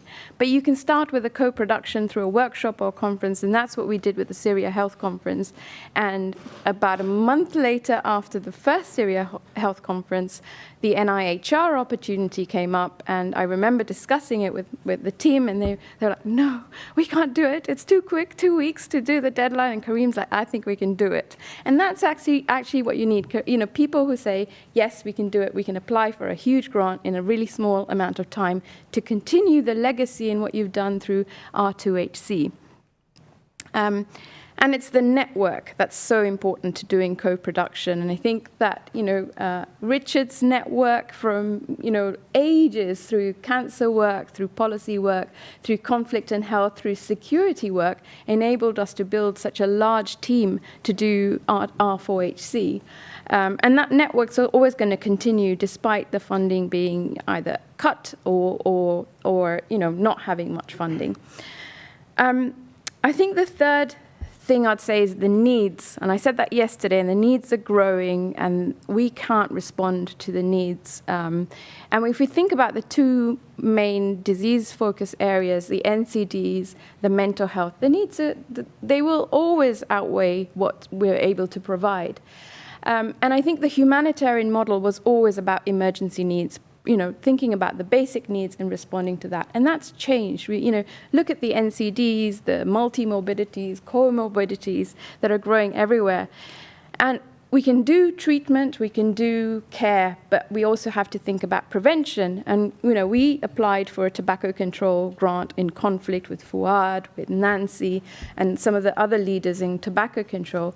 And the responses we got were, well, this is not appropriate for the humanitarian context, But if we don't do cost-effective work like thinking about prevention, we'll always be in the same situation of always providing highly costly care, which I don't think anyone's going to be able to afford given the scenario that we're looking at in terms of the global economic future.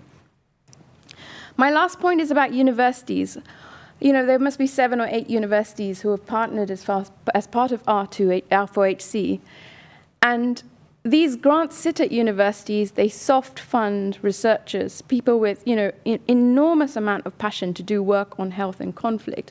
But they're only being funded by a funder. They're not being funded by a university, which has money, actually. They have a steady flow of students coming in every year.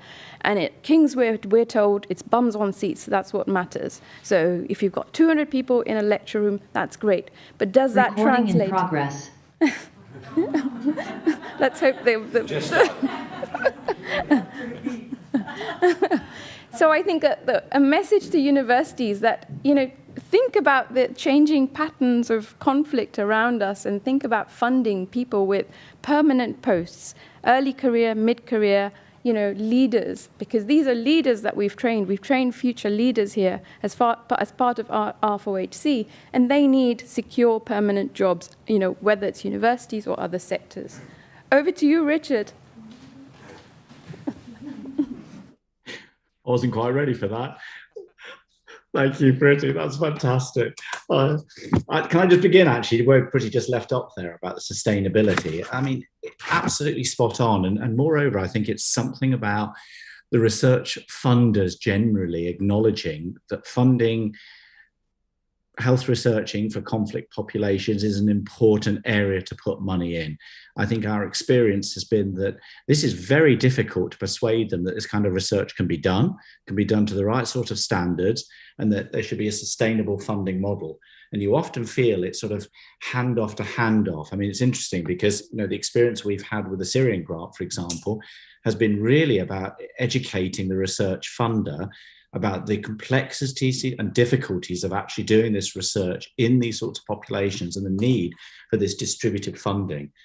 And I think it's getting across the messages to the research funders as well about the sustainability model. Let me dial back really though to say something a little bit more broadly. I think it's been interesting because I think success usually comes to those too busy to be looking for it. And I think over the last day and a half, what you've heard is just an incredible amount of success that's come out. I mean, it's just wonderful. The diversity, the depth, the new collaborations that have been made. And it's gone well beyond the production of knowledge as well. I mean, don't get me wrong, I'll say a little bit more about research and of itself at the moment, but it's gone well beyond the production of knowledge here. It has changed minds, it's changed practice, it's springboarded some fantastic new careers.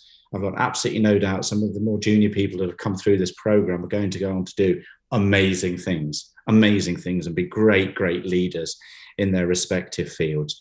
And I think that's been really testament to all the friends who've been working on R4HC over the last 4 years and all our supporters as well. And I just want to say something about, research is a good thing in and of itself. I mean, people forget this. It gives power to those who are often powerless. It illuminates the good, the bad, and the ugly. It injects critical thinking. We know research in health improves healthcare per se. That is a known fact. If you're research active as a hospital, as individuals, as a country, you have better health outcomes.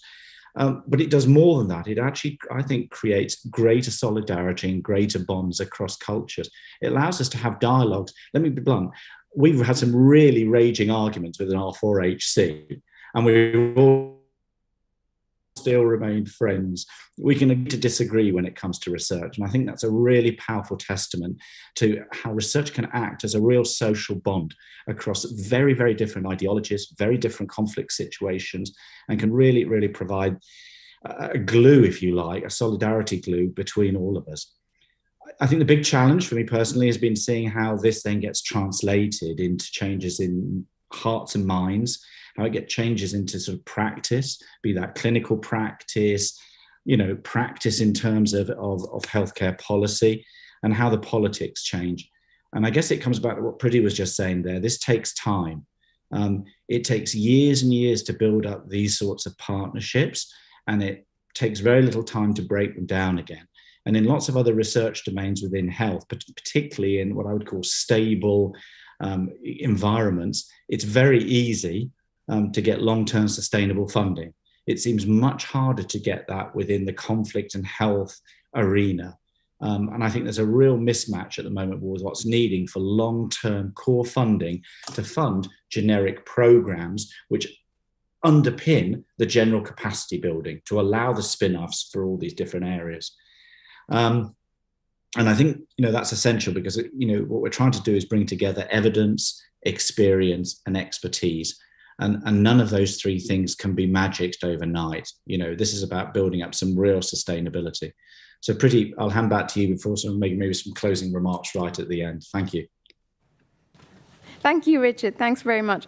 I think one group that's been left out of our discussions, which Zaidun mentioned, is the diaspora. And the diaspora, the Syrian diaspora in particular, have been remarkable in supporting efforts on health system strengthening and other areas of health work in Syria and beyond. And I think they're a role model, I think, for other diasporas. I think about diasporas, particularly from sub-Saharan Africa, who are based in other parts of the world, who could act as a kind of an agency for change in a lot of the things that are going on in terms of corruption and bad governance and all the rest of it, which affects people's lives on a daily basis. It affects who dies, who lives, which is really, really well articulated by Rita yesterday. But that's it. I want to keep you long from lunch. Yeah, if you have any comments, please always come to us. I'm a complete social media dinosaur. So, but you know, our Twitter handles for both the Syria project or the women leaders, the R2HC, R4HC, are where we share most of the information as well as the websites. Thank you all and enjoy lunch. Thank you all very much indeed. It's been wonderful to see you all. Thank you, Your Royal Highness.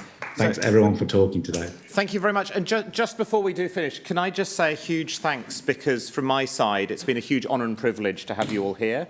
And it's been really fascinating to meet you and to hear so much. Right from Princess Dina's powerful keynote, I'm not going to say which my favourite panels were, all the way through to the end. And I think my summary would be there's just been so much research done, so many powerful stories, but still so much to do. Can I say a quick thanks to some of the people who've done a lot of the work to make all of this happen. So the KCL team, it's been a pleasure to work with you, Brad, Kristen in particular, my own team from Jesus, Sarah, Georgia, Gracie, Mark and Catherine and the team who've made all of this technology work. I mean, there's a huge amount that goes on, all the staff who've cooked for us, who've made everything happen, but in particular, to all of you for the work that you've done and for the inspirational stories and engagement. So thank you so much.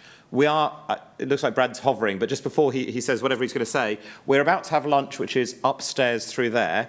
And then at 2:30, there are the workshops, which are in the conference room on health security and pandemic preparedness, and in the Bain room on knowledge translation for civil society organisations on the ground. So please do come with those, or I'll happily take you on a tour of the college and maybe a bit of Cambridge at 2:30 if you're not already more than bored from me.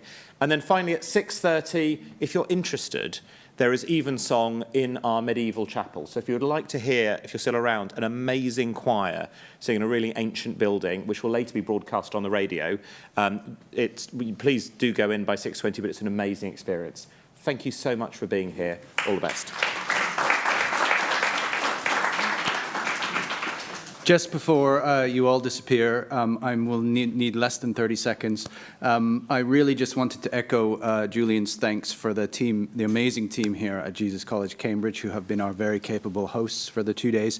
And I wanted to personally thank Julian for his amazing chairing the last 2 days and keeping us all incredibly on the straight and narrow and into time. And where have you been the last 4 years? I think we could have really used you. So thank you very much. And thank you all for coming. And now it's lunch.